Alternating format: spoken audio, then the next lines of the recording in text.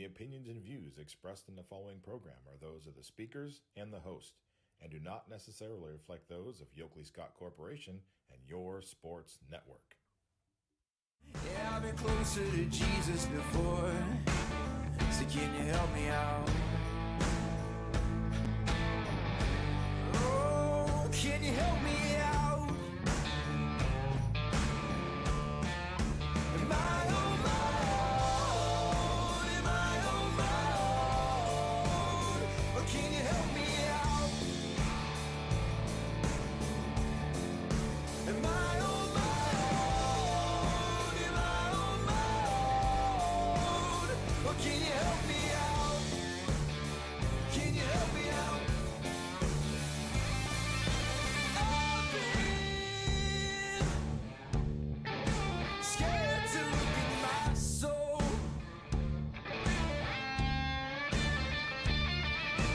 I've been afraid I would follow alone.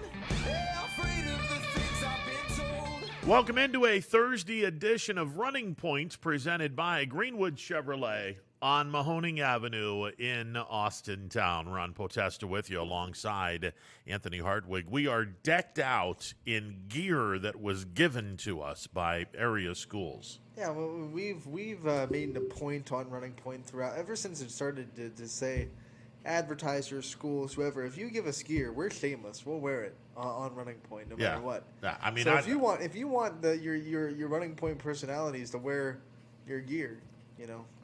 Now, Yes, I don't want to say we pleaded or mooched for this, but, you know, I told the Newton Falls girls basketball coach that if he ever decided to give me some gear, I wear an XXL. Well, let's give the context. I mean, first you just told them, "Oh, I'll be the guy in the Crestview hoodie." So you put yeah, there you go. And he saw me and he recognized obviously, and he threw the gear at me, and I'm like, all right, let me wash this, and we'll and we'll put it on, because you know I have a weird. This is a very weird trait, but I will not wear anything until it's washed. I Even just if don't you like understand. buy it off the store. Oh, I know. I can't do it. I have to wash it first. My mom looks at me and she's like, "You're weird." I said, "You're figuring this out now?" That makes sense with like T-shirts, because you gotta wash them to make sure they shrink to their normal size, because cotton shrinks, of course. I don't know if it's in my head or not, but anytime I wear something without washing it, I get itchy.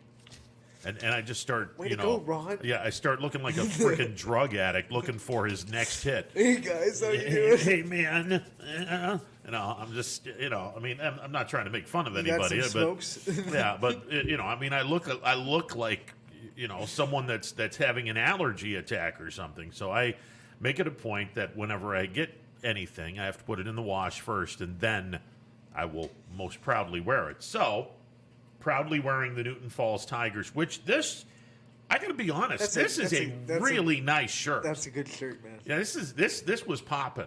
They did a great job with this one, and the Rebels pulley that I wear and the Bears pulley that I wear, both of those are really really nice as well. Now, I'm not saying that I might be mooching, but if anyone wants to wear gear, I wear an XXL. Anthony, what are you wearing? I wear a medium. You're wearing a medium, yeah. So we go to plenty of games. So if you feel the need to give one of us your school's gear, we will most definitely wear the school gear. So you have Western Reserve on, because we are going to have the Western Reserve girls basketball coach on in mere moments.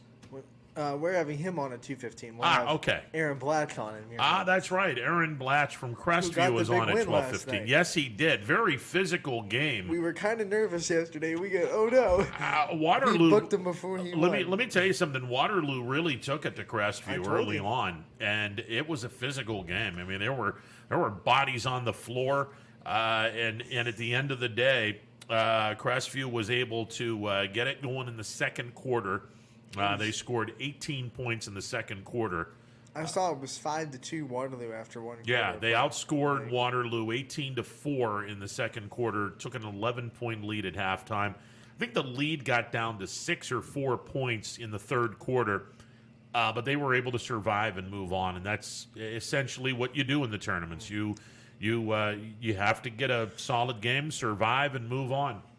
Yeah, now they have a lot of league matchups in the tournament now. They have LeBray, and they might have Brookfield waiting in the wings. Well, I'll tell you what, Brookfield, they will have a hard game coming at them. We'll see what transpires there, but Brookfield got past Mogador 41-21. Liberty scored 70 on Kirtland last night. That surprised me. But you have been on. You've been on Liberty saying that they had that in them and that they're young enough to not really know the gravity of the situation. Yeah, and when you're freshmen, you kind of don't know what you don't know. Yeah, and that can be a blessing sometimes, and it definitely was for Liberty last night. Yeah, most definitely. So we'll definitely talk some girls basketball today. However, I like it when I'm right. Yeah, there you go. We do want to congratulate Cam Hollabaugh, the latest member of the 1,000 point club.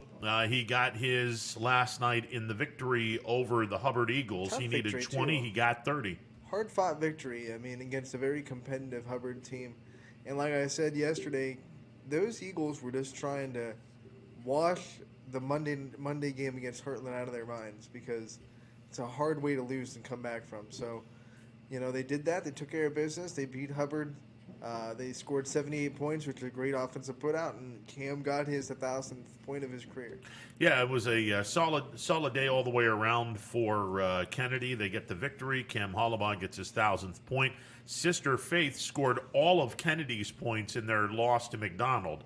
Now, she scored all of the points. That's good news. The bad news is it was only 11, and McDonald scored 82. So that was kind of a tough game for Warren JFK. But Faith Hollabaugh scored all 11. When you draw McDonald round one, you're in for a really steep mountain to climb. Yeah, that's a tough mountain to climb. Speaking of mountains, a mountain was climbed last night in Crestview. I did the game. Rebels knocked off Waterloo, and joining us on the MP Vivo Heating and Air Conditioning Hotline, the head basketball coach of the Crestview Rebels girls basketball team, Coach Blatch. How are you today, sir? Hey, doing well. Thanks for having me on. Listen, I got to be honest. When I saw last night at the beginning of the game and the officials let the girls play, I was thinking to myself, "Oh, this could be an ugly night." But after a really rocky first quarter, boy, the kids got their A game back in gear and outscored Waterloo 18-4, and you were gone from there. It was definitely physical both ways, and that's something that we need to be prepared for as we come into the tournament. A lot of times officials aren't going to call a lot. I thought it was a well officiated game, but it was tough both ways. So it took us a little bit to settle in. We didn't play very well offensively early in the game, but once we got going, we were able to make a push, and the big thing, like it has all year, is our defense helped us stay in things when we weren't shooting it real well early on. So I thought we defended really well last night. Coach, your team is no stranger to physical games, but how important is it to open a tournament with an opponent like that that's going to push you around a little bit, going to wake you up, and going to really get you ready for the physical play you're going to see later on in the bracket? Yeah, I thought that was actually a great opening game for us. We knew coming in, honestly, the day that the bracket came out, when we found out that we had Waterloo, I knew immediately that was going to be a battle. They're physical, they're tough, they're very well coached. I've got a lot of positive things to say about that program. And, so there was, I don't care what the seeds were, we knew that was not going to be an easy game at all. And, we do have a physical team. We have good size. We have a lot of tough kids.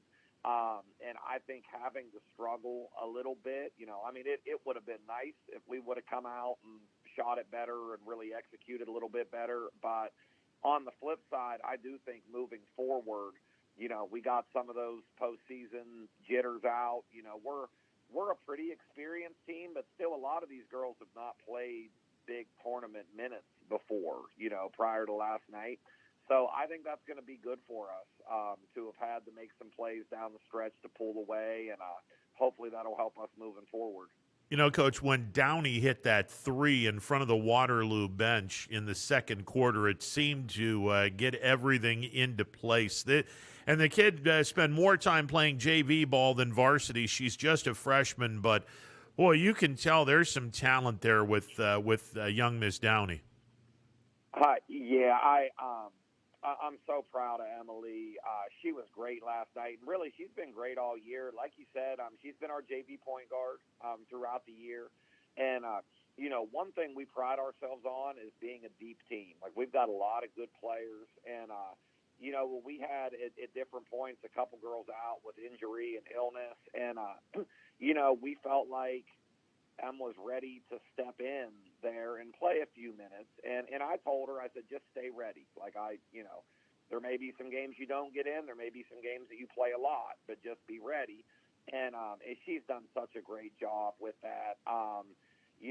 Every day at practice, every time we sub her in, I make her repeat after me. I said, what are you in there to do? And she says, shoot. She's a talented shooter, and she's, we have to kind of push her to do that, but she came in last night and was shot ready, and I thought that was a huge play. Also, for being one of the smallest girls on the floor, as soon as she comes in, she hustles down 3 loose balls as well. So she's a kid that, even though, like, her skill level is high, she's a tough kid. Even able to nights where she doesn't shoot it great. So I thought last night that was a cool moment for her and for me and our team. Coach, this is the first time we've had you on the show, so can you kind of recap the season and how it went compared to maybe your expectations in the fall and the summer when you looked at what you had on the roster? Mm-hmm. First of all, I'll say it was a good season because my expectation over the summer was that there'd be no season, to be honest with you. Given the circumstances, I was kind of a skeptic that this was going to work out with COVID. And our team in particular has been very lucky. I'm proud of our girls and their families for taking precautions. And obviously luck's a huge part. Any of us could come down with this at any time, but we have been fortunate. So we were able to play a full 22 game schedule. So 23, game 23 was last night. We're currently 14-9. It's been an up and down year. We've had some big wins. We've had some disappointing losses, but we're definitely getting better. We're progressing. Our league is a monster. Just for everybody involved. And, every night in our league, it's going to be a battle. And, the defenses in our conference are so tough that, like for us, Krista Perry's been our leading scorer the last 4 years. She's a great player. And, she's going to see in our conference 2 and 3 bodies on her on almost every catch. And the best players on every other team, it's the same way, because we try to do the same thing. We're trying to take out your best players. So it's a tough, physical, defensive-minded league. I think that has us tournament ready. And another thing is you're playing close games all year. We were able to pull off a couple big wins against a really good Brookfield team. We got a win over a really good Newton Falls team. Last week we were able to come back from a big deficit and steal one against a very good LeBray team. We beat Cardinal Mooney early in the year. So I'm really proud of our kids, for how they've persevered through a lot of uncertainty this year and how they've just continued to rise to the challenge and get better. And, we knew coming in, we had a really strong senior group with Krista, with Mara Hallis, with Peyton Huff, and Addison Bandy. But, beyond that, Ashton Hughes got pretty good minutes last year. But, our other girls, Emily Hill and Trinity Miller and Carson Moore and McKenna Schultz, we just mentioned Emily Downey, on down the list. We weren't sure who was going to emerge coming into the year. And, I think our last few games, we've just kind of worn people down with our depth. So I think that's been a big key for us to develop that depth throughout the season. Coach, one of the things that I've been impressed with doing your games this year is the fact that, okay, everyone's going to want to shut Krista Perry down. It's easier said than done. Krista's one of the better players in the area. But when that is accomplished and she's struggling to get to double digits, you have more than enough talent on that floor at any time to pick up the slack offensively, whether it be Hughes, whether it be Hallis, whether it be Schultz. Downey last night with that huge three that started getting everything falling into place. I mean, you have some talent this year that has really stepped up to the plate, and now early in the year, if you shut Perry down, okay, you get a really good chance at beating Crestview because the scorers around her really weren't playing where they are now. Now, if anyone tries to shut Perry down, you have more than enough talent to say, okay, we're going to beat you somewhere else, and one of these 4 or 5 kids that I just mentioned will get hot, and then you're going to have to start guarding them. That's what makes Crestview really, really tough to beat in this tournament. Absolutely. I fully agree. Krista's a great player. She's also a very unselfish player, that's not afraid to give the ball up. Sometimes we kind of wish she'd be a little bit more selfish at times, but we believe very strongly in everybody that we have out there. And I think you mentioned, Mara and Peyton, Mara Hallis and Peyton Huff, like the impact that those two have. You look at the statistics, and I don't know what they're averaging. I mean, it's not a ton. Like, they're not going to jump off the page at you, but their value is tremendous. They're capable scorers. Peyton's been shooting the ball a lot better as the year's gone on. Mara's extremely dangerous.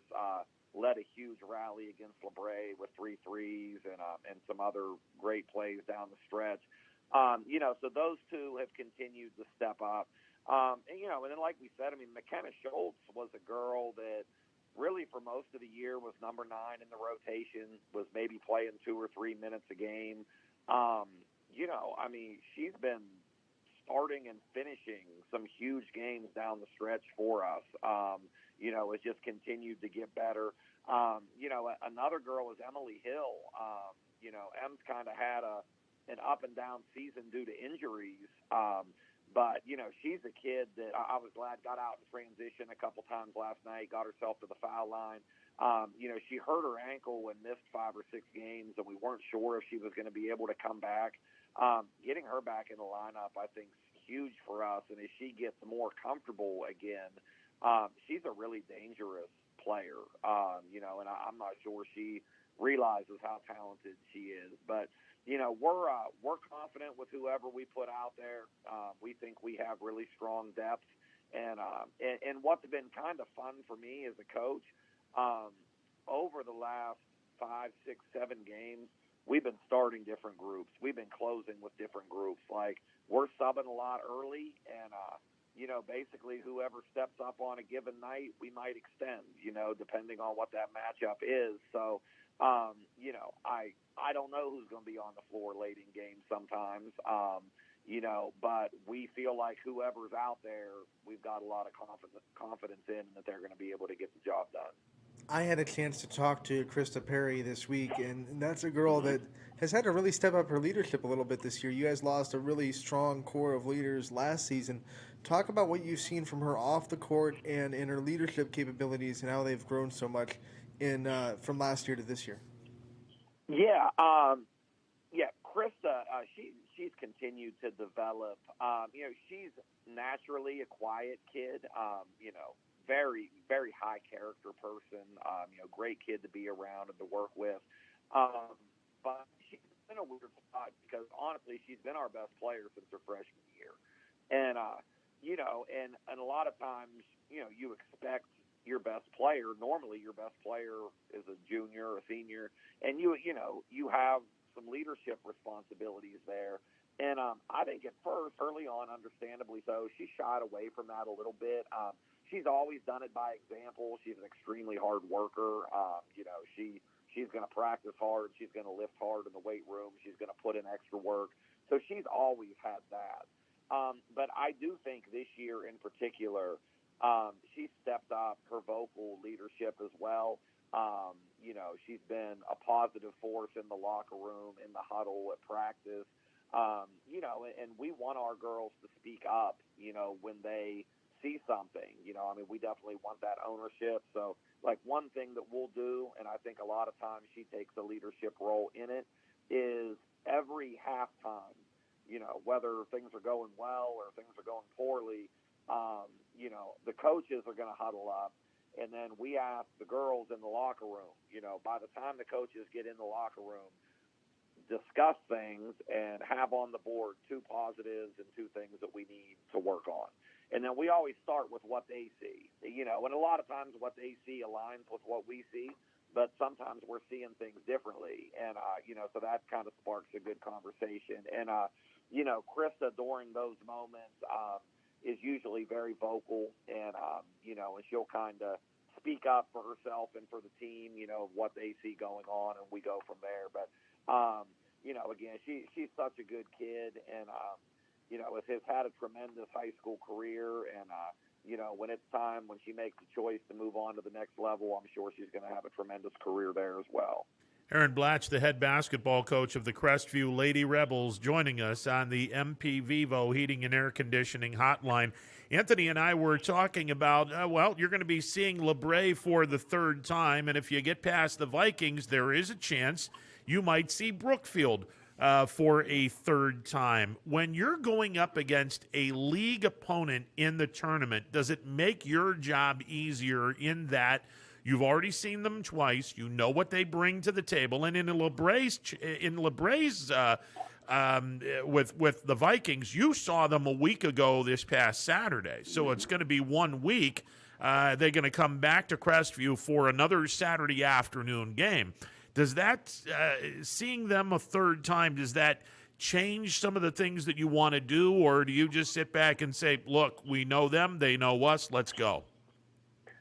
It is a little bit different. I don't think there's going to be a lot of surprises either end. I'm sure if you talk to Coach Rowe, I think they're probably going to do what they do, and we're probably going to do what we do. So it's going to become a battle of who can execute better, who can knock down shots and take advantage of opportunities. We've had, not just this year, but in the past 3, some really good games, some really strange games against LeBray. We've been able to pull it out 5 of the 6 times. They put one on us pretty good at their place this year.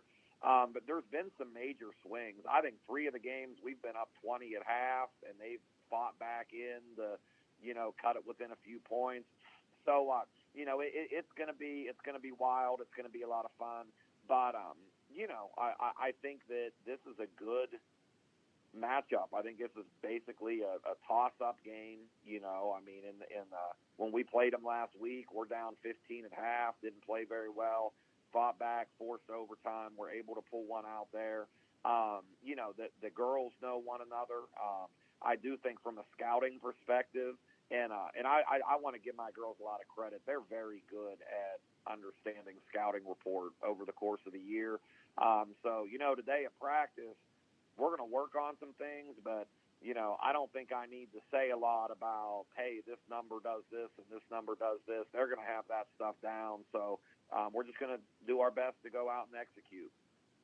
Well, it's going to be that. I mean, if you're fortunate enough to win, it's going to be that way no matter how it turns out, because Brookfield United, you've seen them both this season. Mm-hmm. Does that make you a little, not comfortable, but a little more able to focus on what you do, since you don't have to go and try to chase down film from someone like Cardinal or Berkshire or some of the other teams in this bracket?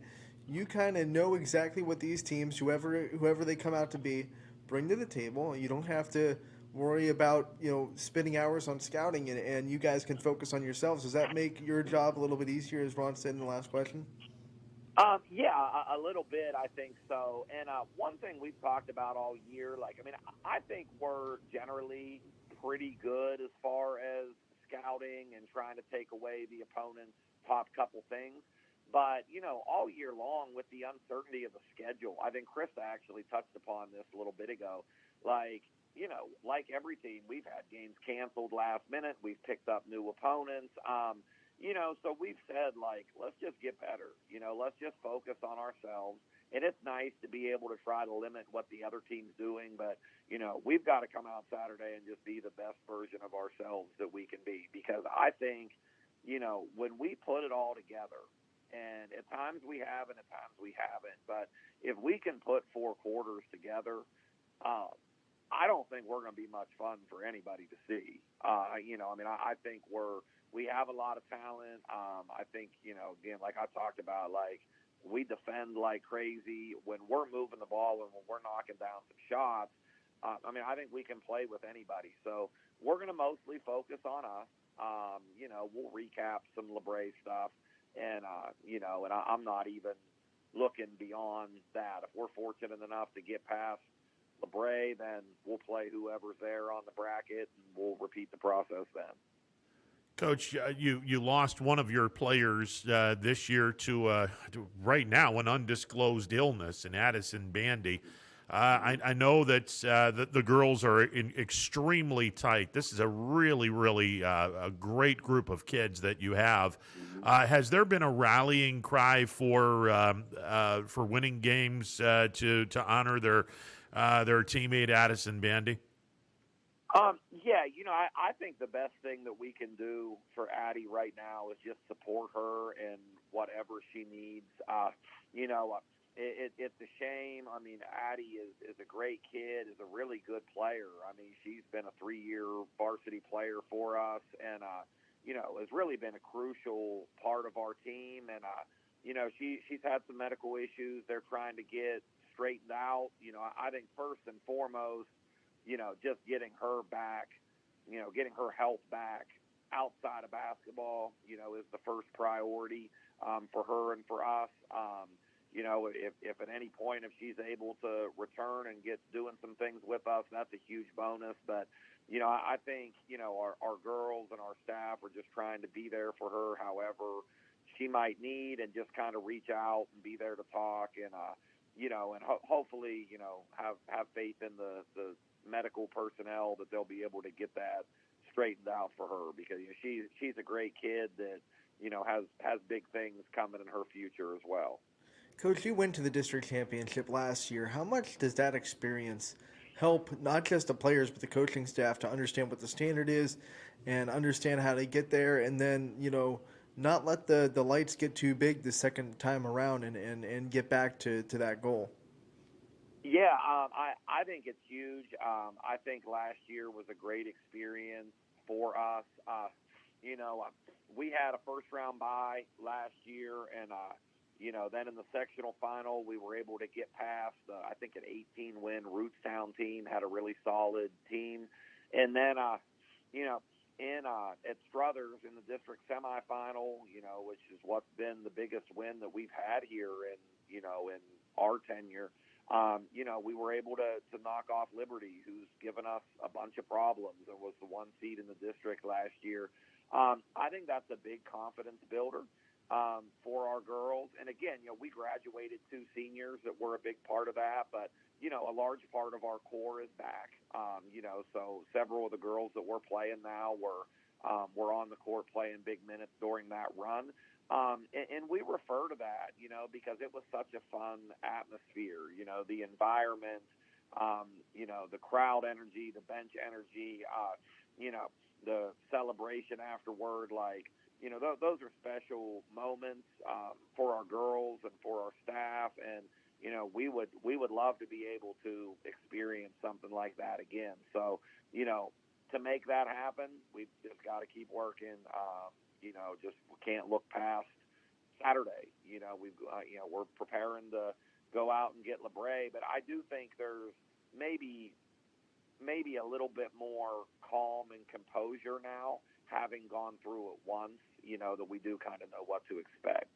Well, Coach, I know that Larry and I have had an absolute blast during doing your guys' games and the Crestview boys' games, and I won't be there on Saturday, so you got to get a victory over LeBray so I can keep broadcasting this really fun team to watch. So your job is to beat LeBray so I can do the district semifinal game wherever the heck the game is, whether it be home or at Brookfield. Absolutely, we're going to do our best, and I appreciate everything that you guys have done for Crestview, for our program, and local schools in general. I think all the time, but especially given COVID and given some of the restrictions, I can't hear. I've just heard over and over again about how thankful people are that they're still able to watch games and to listen to games and to get our local players recognized. So we're big fans of YSN, and we just thank you for everything that you guys have done this year. Coach, go get them, and we're rooting for you here at YSN. All right. All right, thanks, guys. I appreciate it. I appreciate it, Coach. There he is, Coach Blatch from the Crestview Rebels, chiming in on the MP Vivo Heating and Air Conditioning Hotline. Now, it's no secret, my nephew is a junior this year, and that's the reason why I'm doing games for Crestview. Otherwise, I wouldn't be anywhere near that area. I would be over at Leetonia. No, I mean, I'm being serious. I would probably be at Leetonia because that would be the natural spot for me because that's where I graduated, and if I didn't have family, and it's geographically closer to you. Well, I mean, I live in Columbiana, so okay. It's geographically close would be the Clippers, but you'll never see me anywhere close to wearing a Clippers gear. We opened this show by saying if you give it to us, we'll wear it. So you can't backtrack Well, I mean, on that. I have. Don't make us liars. I have some. I might have to wear something underneath the Columbiana gear. I'm just for saying. The mojo. Yeah, and Lisbon too. I might have to wear something underneath that gear in order so I don't get any cooties. 330-886-0813. I'm joking. Of course, we'll wear the gear. But no, I mean, I would have never done anything from Crestview. No, it's not that I don't like Crestview. I absolutely love going over there. The atmosphere at Crestview, whether it be a football game or a basketball game. I mean, that's as close to what it was like going to Leetonia in the early 80s. And it's fun. It's a great place to go see a game, whether it be football or basketball. And my obviously, I think everyone wishes that we didn't have limited people in basketball this year because the joint jumps when you got a sellout crowd in any basketball gymnasium. But Crestview's special. That's a fun place. It really is. I've had a blast this year doing their games. And talking to Coach Blatch, he's absolutely right. I think when I watched Krista Perry this year compared to the last 3 years, always been the statistical leader of the team. But now she's a little bit more of the vocal leader a little bit, and she's getting them in the right spots and probably a big vocal leader in practice as well.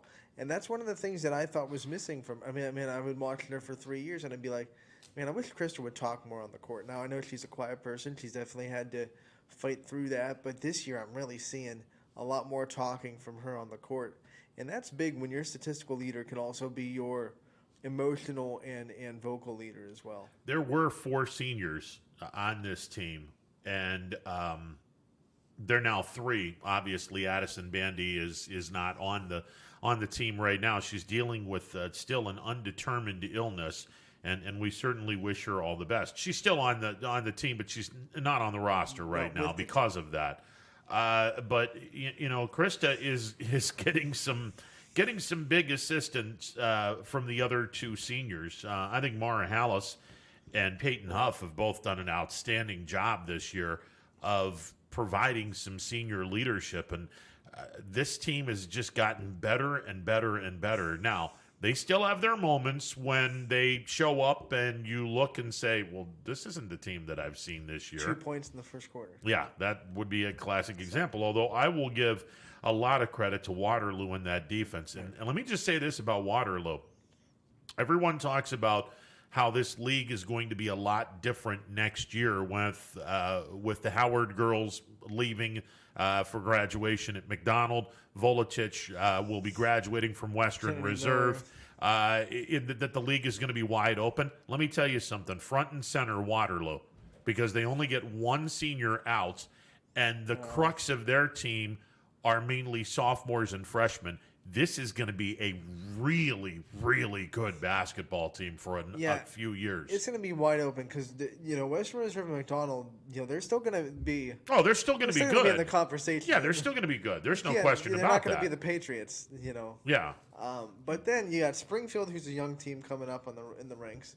They'll still have J.C. Mullen. You have She's Lowville, who is Lowville, fun. who's got no seniors. Yeah. Waterloo has one senior, and then you had Jackson Milton, who their core of offense is also coming back, in Chelsea Williams and Kylie Wilson.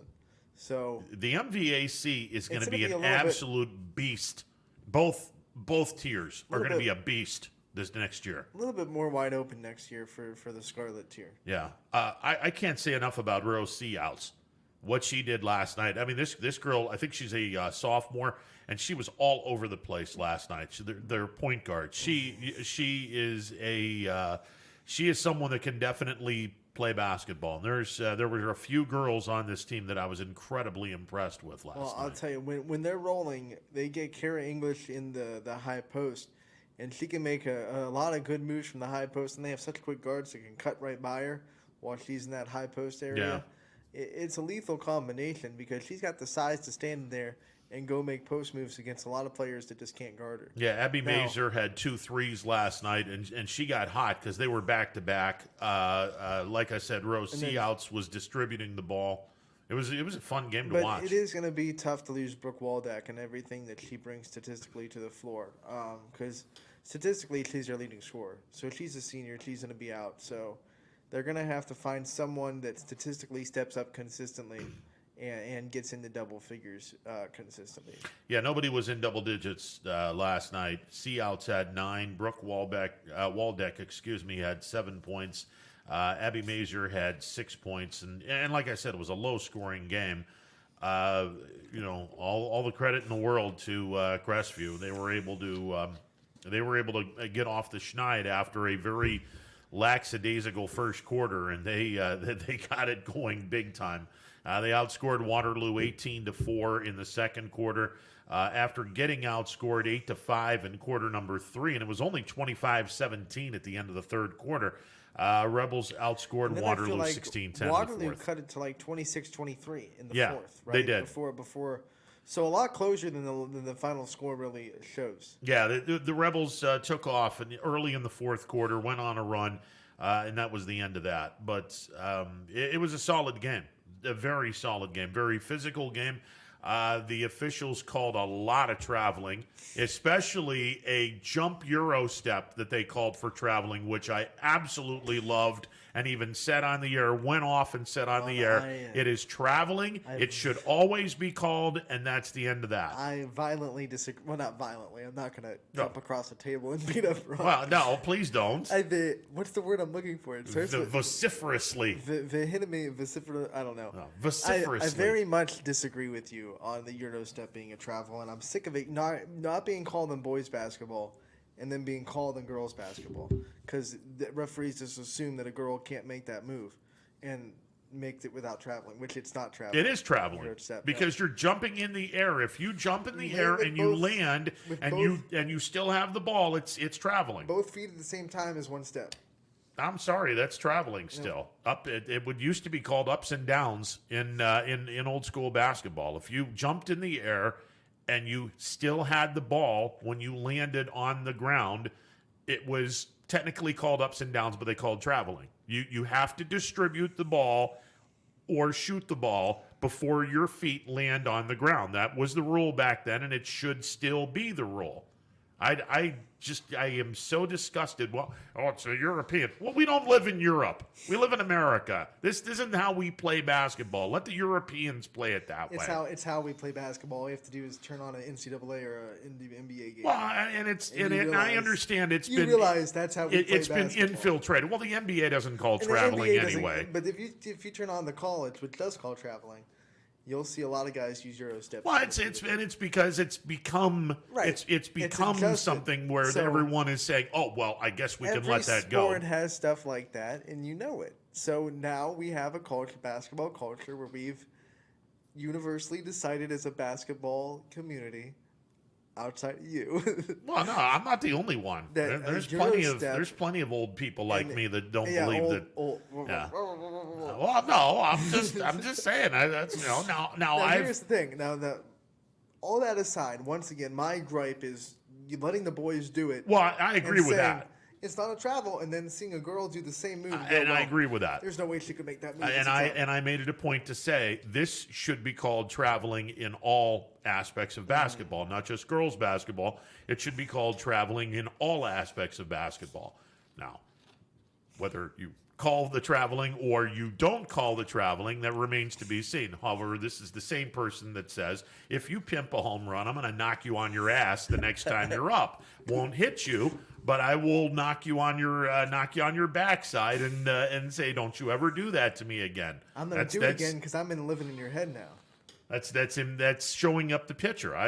If you come at me, I'm going to be like, well, I'm in your head. I'm going to do it again. No, not at all. I mean, you could knock someone down and then sit back and say, that's hey. a free ball. That's a free ball on the count because I'm in your head because you want to send me a message after pimping a home. Well, here's the other thing that I'm doing. I have real estate in your head. Not at all. Not at all. Here's what I just did by knocking you off the plate and knocking you on the ground. You're not going to dig inside again. I think if I'm a power hitter and I have faith in my swing, I'm going to dig in again and say, you're either going to hit me or I'll go up and in. I'm going to go yard. I'll go up and in and bust you up and in. Another ball. No, it won't.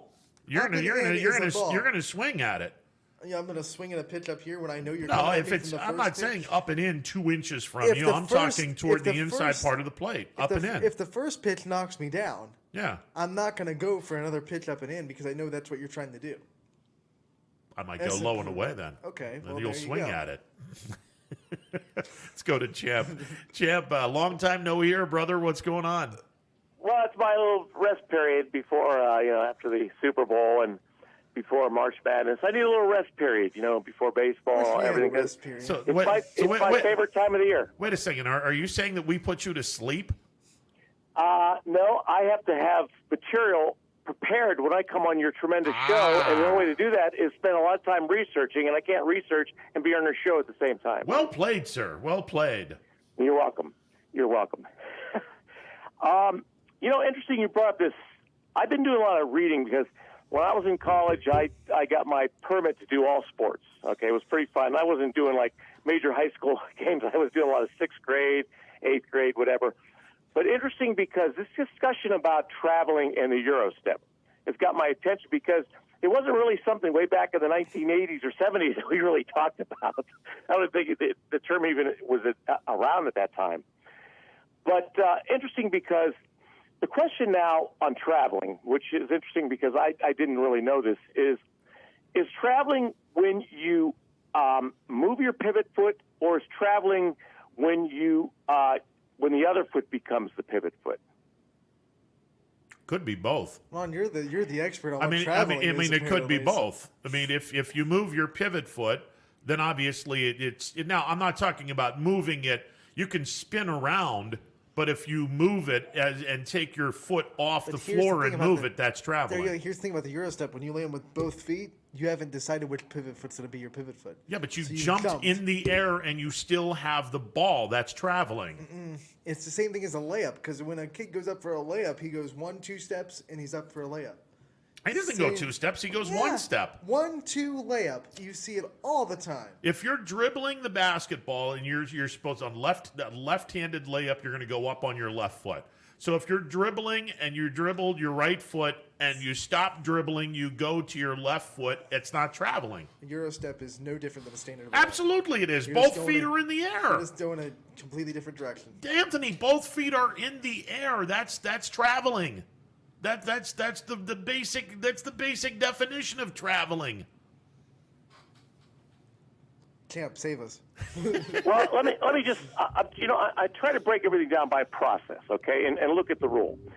And the traveling rule says here's 3 things about the traveling rule. It says first of all you got to know which foot is to be addressed as the pivot foot. Okay, and then how much legal movement may the player initiate after ending their dribble? And that's the real question on this Euro step: is when does the dribble officially end?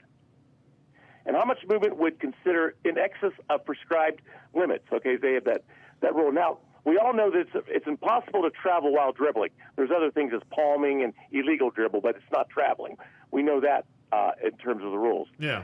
But the Euro step is, this is what, I put this in black because this is what I didn't know. Maybe this is not misread, whatever, but a Euro step must note where the dribbler was relative to the position on the floor when he entered the dribble. And what they're saying basically is that when you end the dribble and you lift up that pivot foot, you haven't reasserted a new pivot foot yet until that foot lands on the ground. So that's why they give the ability for a player to do this, like this jump step, okay? Because once you leave the floor, that pivot leaves the floor, the new pivot foot isn't established until you land. And I think that's the issue on this extra step, because it's mainly when you're going in for, and they do this a lot too. If you notice, they go sideways, and Curry does this a lot with his three-point shot, where he kind of goes sideways and takes a step, that little Euro step that they take during the three-point shot. But it's mainly done a lot during when they're going in for the layups. They stop or they take one more extra step. And the question is, does traveling start when you move the pivot foot, or does traveling start when the non-pivot foot hits the ground as the pivot foot? That's the question. Where does the dribble end? And that's the big discussion now. And I tell you, there's pages and pages on the internet of they show different highlights of players, and it's really a tough call, but it's somewhat related to the jump step. But then I didn't even talk about the Michael Jordan. And once again, Michael Jordan didn't necessarily break the traveling rules. He might have broke the carryover rule, where you carry the ball.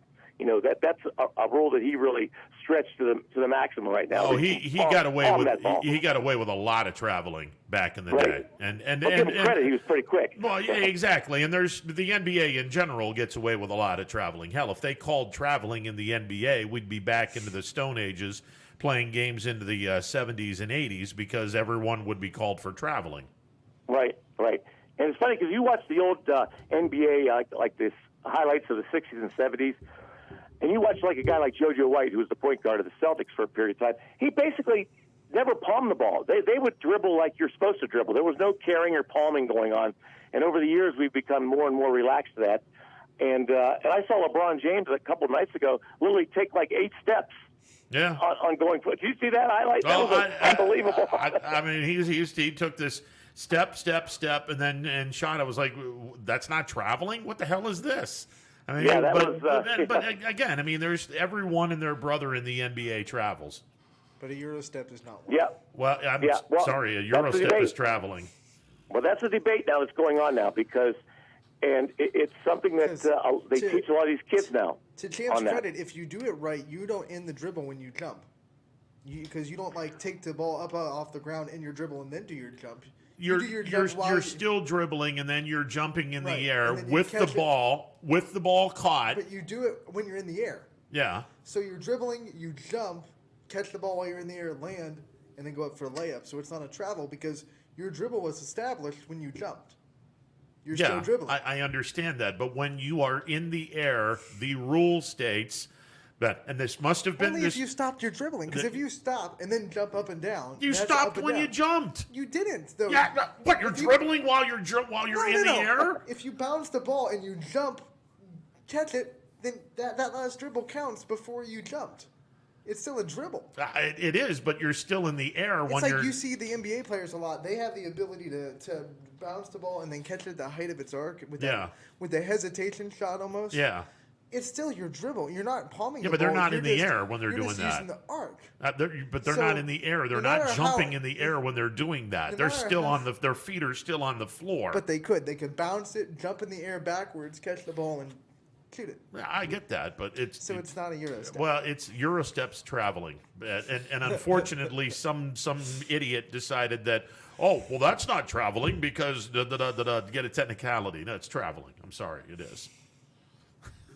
Well, one of the things it says here, it says once one foot is moved, the other becomes the pivot foot.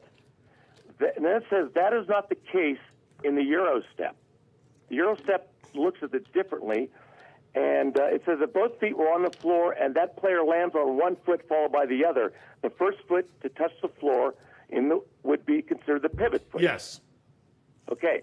Now, what if both feet land simultaneous, like a jump stop? You haven't established the jump. You haven't established the triple. No, I understand it. The crux of my problem is, and maybe they changed this law or changed this rule, but when in the old days, God, I hate saying that, but back then, when you jumped in the air, if you didn't throw the ball to someone or shoot the ball, you were going to be called for traveling. If you landed with the ball in your hands while you were in the air, jump stop or whatever, you're called for traveling if the ball is still in your hands when your feet hit the ground. Yeah. Now, if you end a dribble with both feet on the floor, either foot can become the pivot foot. Absolutely. I agree with that. Okay. All right. If both feet are on the floor and that player lands, if both feet were off the floor and that player lands on both feet simultaneous, either foot may become the pivot foot. I get that, but the problem is you have jumped in the air and you still have the ball. You just traveled. Because you did not shoot, and I get that, and my response to that, and I know it's pro-American. My response to that is it's European. I don't do European basketball. Get that crap out of here. We're in America. Let's start playing American basketball.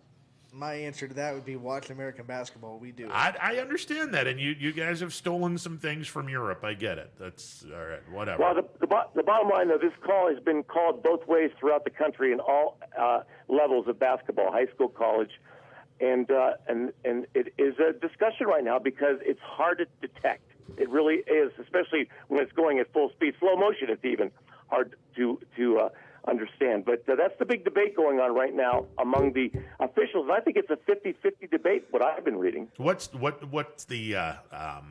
when Clinton was impeached and someone asked about what he did, and the person famously said, "I know it when I see it. I know traveling when I see it." Then I think that if an official knows traveling when he sees it, then he should be calling traveling if he sees the travel. That all depends on his definition of traveling, though. Well, it shouldn't be his definition. It should be the rules definition. Some people don't think that Eurosteps is a traveling, and Champ just went through the rules, and now you can interpret it as I get that. I mean, it's the same thing with an umpire. A strike is a strike. I don't give a crap what your strike zone is. The rule book simply says from the hollow of the knee to the bottom of your armpit is a strike. Call the damn strike. I don't give a shit about your strike zone. Call the strike as it is in the rule book. Your strike zone is irrelevant. It's the rule book says hollow of the knee to the bottom of the armpit is a strike. So call the damn strike. And if the European step isn't in a rule book, then that's a travel. Get it out of here. If it is, then Champ just broke down how it's not a travel by the rules, though. He just broke it down completely. Yeah, except for the fact that a person has jumped in the air and still lands on his feet with the ball. That's traveling. It's an endless conversation, Ron. We got to take a break. Okay, well, I hate to bother with all this, but I found it interesting because I did a lot of reading on it. And a lot of these referees, too, that when they call traveling and they look at the film afterwards, they say, boy, that's not traveling. It just looked traveling to me. And that's one of the problems they're having in real time. Girls basketball a lot. Yeah. And I feel bad for the officials because some of them are going to look and they're going to call what they see. But unfortunately, the game is so dang fast now that sometimes they see something that might not have actually happened when they break down the film, and that's that's tough. But like I said, I'll always be on the side of the official. If the official sees what he or she saw, hey, then you got to make the call. Remember your middle school game when you saw a block shot? So yeah, he saw a block shot. You have to do what he saw. See the block shot. That's it. That's what it is, man. Well, all I know is if we want to talk about football officiating, we'd probably be here for 6 months. So this is really basketball doesn't have a lot of issues to talk about. Here's the problem. Football has become to the minutia baloney. What is defensive holding? Yeah. Well, what can we do about this catch? Well, you have to do this. What the hell is this? If a guy catches the ball and the ball is underneath the person's hands, I don't give a crap if the ball's moving. If it's underneath his hands and it isn't touching the ground, it's a damn catch. I don't care if it's rolling around. Moving and touching the ground, then it's not a catch. Well, exactly. But then you have to decide how much moving indicates that he doesn't have possession of the ball. Yeah, so is the ball having a diabetic seizure, or is the ball just moving around naturally? This is baloney. I mean, it's the same thing with basketball. If I see a foul, I'll call a foul. If I think that's a catch, I'm going to call it a catch. I'm not going to overthink this stuff. I mean, it's ridiculous. And in closing, I'll say this. I always appreciate that people always say that they don't like hockey because the rules are too complicated. Hockey's got to have the simplest rules of all the sports. Oh, my God, absolutely. There's like three rules. I don't know what offsides is. I still don't know what offsides is easy. If the puck goes past the blue line, if the puck goes past the blue line before a skater, it's offside. It's the basketball version of cherry picking. Okay. Yeah. It's not legal. It's not legal. That's they want to avoid. Right. They don't want players hanging out down there. A player would be on the blue line before the puck and cherry Well, picking. not necessarily, because you can always throw the ball ahead of the guy. He runs and catches up with it. No, the ball or the puck in this case cannot be across the blue line before a player. Now, if a skate and the puck are simultaneously, that's not offside. So if they didn't have offsides, they would have hockey players hanging out in the other player's zone. It would be ridiculous. Yeah, you wouldn't have any defense played on the other cherry end. Picking. Yeah. It's cherry picking. That's what it is. Exactly. It's kind of like soccer. Exactly. Now, boarding is kind of fun. If you go head first, if you knock someone head first into the boards, that's boarding. Yeah. That's pretty easy. News, by the way, the Tigers showed up for camp today, by the way. I didn't think they'd show up, but the Tigers showed up, so they're going to be ready to play. And you guys are going to have all right pitching. I mean, Mize will be in the major leagues before too long, and you guys will have all right. I mean, your offense is going to be a little different. Who's that guy that gave the Royals all kinds of problems last year? I can't even remember his name. I've watched it out of my nightmares. There was one hitter for Detroit that just every time we played them, he was like we couldn't pitch him. He was just killing us. I couldn't. Well, I can't remember. There's not too many possible answers on that one. No kidding. Yeah, right. Yeah. Okay, but anyway, it's going to be fun to watch the pitching this year because they got like 15 starters from their minor leagues. They're all going to get a shot, but it's going to come down to these blue chippers like Mize, Manning, and Skubal. Those are the three studs. And if they can get them some experience this year, because that hurt last year, with that stadium and if they have good pitching in that ballpark, that's going to really help the Tigers. I agree with you. I think that if the Tigers' pitching grows up, they'll be heard from. But that offense, it would help if Miggy was 10 years younger. Unfortunately, he isn't. So. Well, their two best position players now ranked are two offensive players now, and that's Torkelson and this Green. Now they're only like 19, 20 years old. 2 more years they're going to be there, but they're by far heads and shoulders the best two hitters in their organization, and they're both studs. Yeah. So it's a couple of years yet, but pitching, that's where they're going to really make their money in the next couple of years, and we're going to see all these guys are here now. It's time there are no more prospects. Now it's time to audition and get yourself a job in the majors because a lot of these prospects don't make it. Yeah, I was going to say you may want to go to Erie to see some of the hitting prospects before too long. Exactly. All right, brother. Appreciate it. Okay, guys. Good talking to you. See ya. 330-886-0813. We'll take a timeout. Be back with more. Anthony and I will we'll disagree with the rules. I'm looking at the rule. Okay, you're looking. Okay, so we'll take a break. Well, we got to take a break because I got to hear that. I got to hear this rule. I just wanted to see. I mean, I'm not going to go into it because Champ went into the rule. No, that's cool. I mean, if it's a rule change, then it's a rule change. It's an endless discussion. No, there's no rule change that says a Euros. Like it's not going to say purely what it's just how we interpret the wording of the rule differently. So that's interesting. All right, we'll take a timeout. Be back with more. Stick around. New things happen all day. Some are good, some not so good. In today's complicated world, while you're busy working, playing, and living life, we're busy helping you make sense of the day's news. And there's only one place where it comes together with clarity, context, and accountability. It's 21 News at 6 with me, Madison Tromler, and Derek Steyer. 21 News at 6. It's what the day's news really means to you. Welcome home to a home made homier with Baird Brothers Fine Hardwoods. Inspiration starts at BairdBrothers.com and is turned into reality when high-quality hardwoods are delivered right to your home. Baird Brothers has the latest design trends, shiplap and skinny lap interior siding, antique oak rustic flooring, and, well, you'll find them all at BairdBrothers.com. Ordered easily, delivered conveniently, enjoyed comfortably. BairdBrothers.com. WRS Wealth Advisors, the area's premier wealth and retirement specialists. Located on South Avenue in Boardman.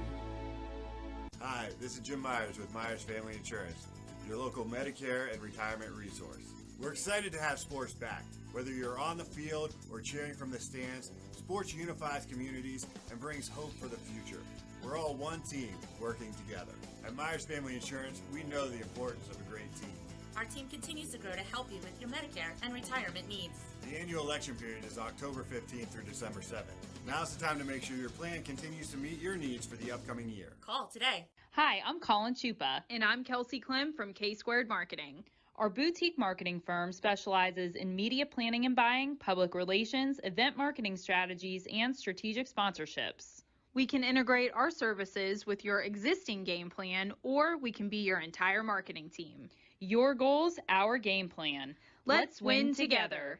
Call K-Squared Marketing at 330-623-2730 or visit ksquared.marketing to learn more.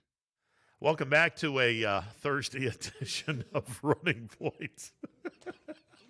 Anthony and I are having a wonderful discussion about traveling. This is look. I mean, that might be one of the most heated discussions we've had in the last. Honestly, it's creeping into American basketball, which, all right, whatever. I mean, but there are some referees, and last night it was called, and I just said on the air, look, if you're going to call that, call it with boys and girls basketball. I think it's traveling, but again, I'm old school. I've watched enough basketball way back in the day where you didn't even think about doing something like that. Now, clearly, it's becoming part of the culture of basketball now. So, okay, that's the biggest gripe that it gets called in the girls' game. And I agree with what you're saying, because if you're gonna do it for a girls' game, then you damn sure should do it for a boys' game, because that's pretty irresponsible to say, well, you can't do the same thing a guy can do. Come on, stop that. Tony, you're on the MP Vivo Heating and Air Conditioning Hotline. What's going on, brother? Hi, guys. I hear you're talking baseball. I was checking out some pitching ERAs from last season. Yeah. Indians had a pretty good ERA, team ERA. Yeah, they did. It's one of the reasons why I think the Indians... what was your schedule? Oh, yeah, against the AL Central. I get it. But the NL Central. One of the reasons why I think the Indians... Kansas City, I was checking theirs, too. What division are they playing? I didn't say anything about. I wasn't boasting about Kansas City's ERA or anything. Well, I mean, what I was going to offer, I was just actually, this was creative critique. I just wanted to offer an opportunity. I noticed that Kansas City was kind of middle of the pack, and they did play in that same weak division offensively. And I've seen it work in other sports. To improve your ERA, maybe what you want to do is have your catcher impede the runner when they're getting out of the box, maybe even hold them or tackle them, and that'll improve your team ERA greatly. Yeah, Hey, you know what? It's up to that hitter to get out of a hole and get open for his quarterback. No. Get to the first base bag. If the Tampa Bay, I'm a giver, Anthony.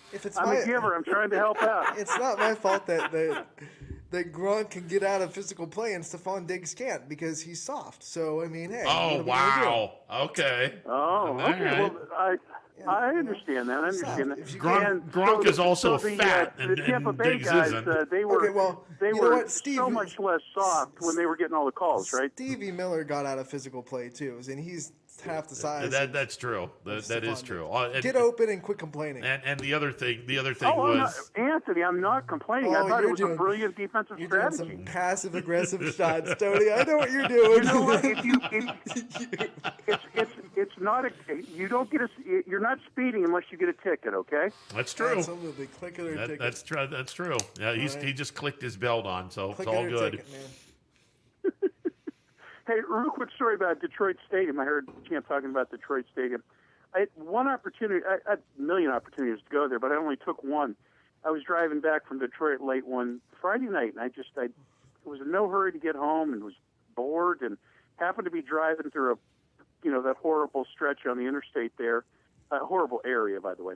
Yeah, it is. And I said, and I heard it. I heard it on the radio. The Indians were playing there, and I thought, son of a gun, I can't even get into the Indians game right now. I could. I had ticket availability, but it was so hard and so crowded and so.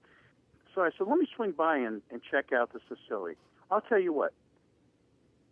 What an amazing experience to go in Old Tiger Stadium. Yeah, the old stadium was gorgeous. I mean, it had its it was obviously aging, charm. but the I old wouldn't say gorgeous. I would say it had its charm. Yeah, the old stadium with the upper deck, the hanging over the lower deck, man, it was really cool. That was what I was surprised with, and I came in. I was there, early because it was, I was getting out of town, so it wasn't that late. But it looked good. Yeah. And I had some seats lower. I was shocked. The Indians team, the pitching staff, was warming up right next to the stands. I mean, there's no bullpen there, no legitimate big bullpen where they warm up now. I mean, they're warming up on the field right in front of you before the game. It was amazing. I mean, you were on the field. Yeah, there's a number of places that. In the older ballparks, Wrigley being one of them, where you're down the line, your Oakland, bullpens were down the left and right field lines. Oakland, right? Oakland still has that. Yeah, it. absolutely. I think Fenway still has it as well.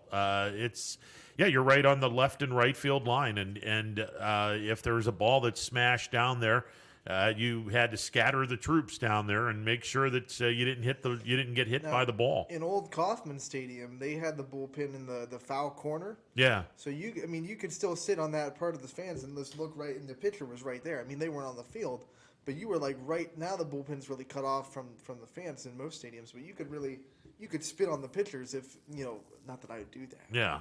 But that's how close you were to the players when in the old design before they renovated the outfield. Old Municipal Stadium, the foul territories used to be where the bullpens were. Right.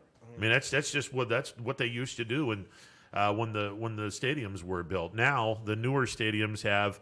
Well, the bullpens are well beyond the fence, so nobody is going to be anywhere near them down the lines. Now the people in the bleacher seats can hang out with them, but that's it. Old Municipal Stadium. I'll tell you sometime about the time I got booed at Old Municipal Stadium.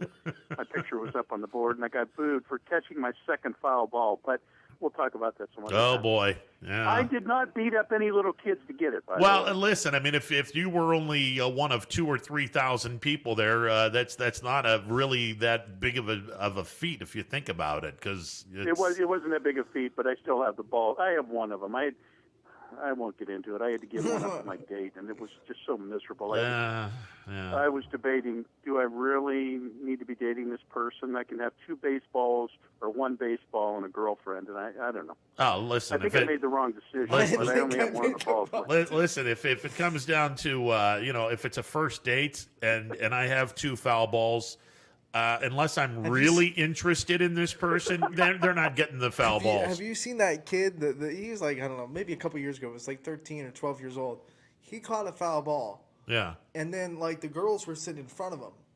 So he pulled the fast one. He got a ball out of his pocket, put it in his glove, and then gave it to the girls. Nice. I was like, that is smooth. Nice. And then pocketed the foul ball he caught. Yeah. He had a ball that wasn't out from outside the stadium. He put in his glove and gave it to the girls as if he was giving them has a a foul future. ball. He has a future as a televangelist. 330-886-0813, the MP Vivo Heating and Air Conditioning Hotline open for business. What's Tony? What else is going on?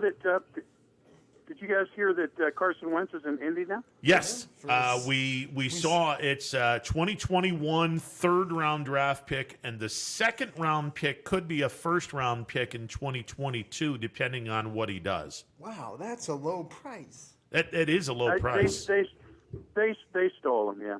Yeah. Well, I'll say this: I'm not a big Carson Wentz fan, but he goes to a team that has a really, really good offensive line.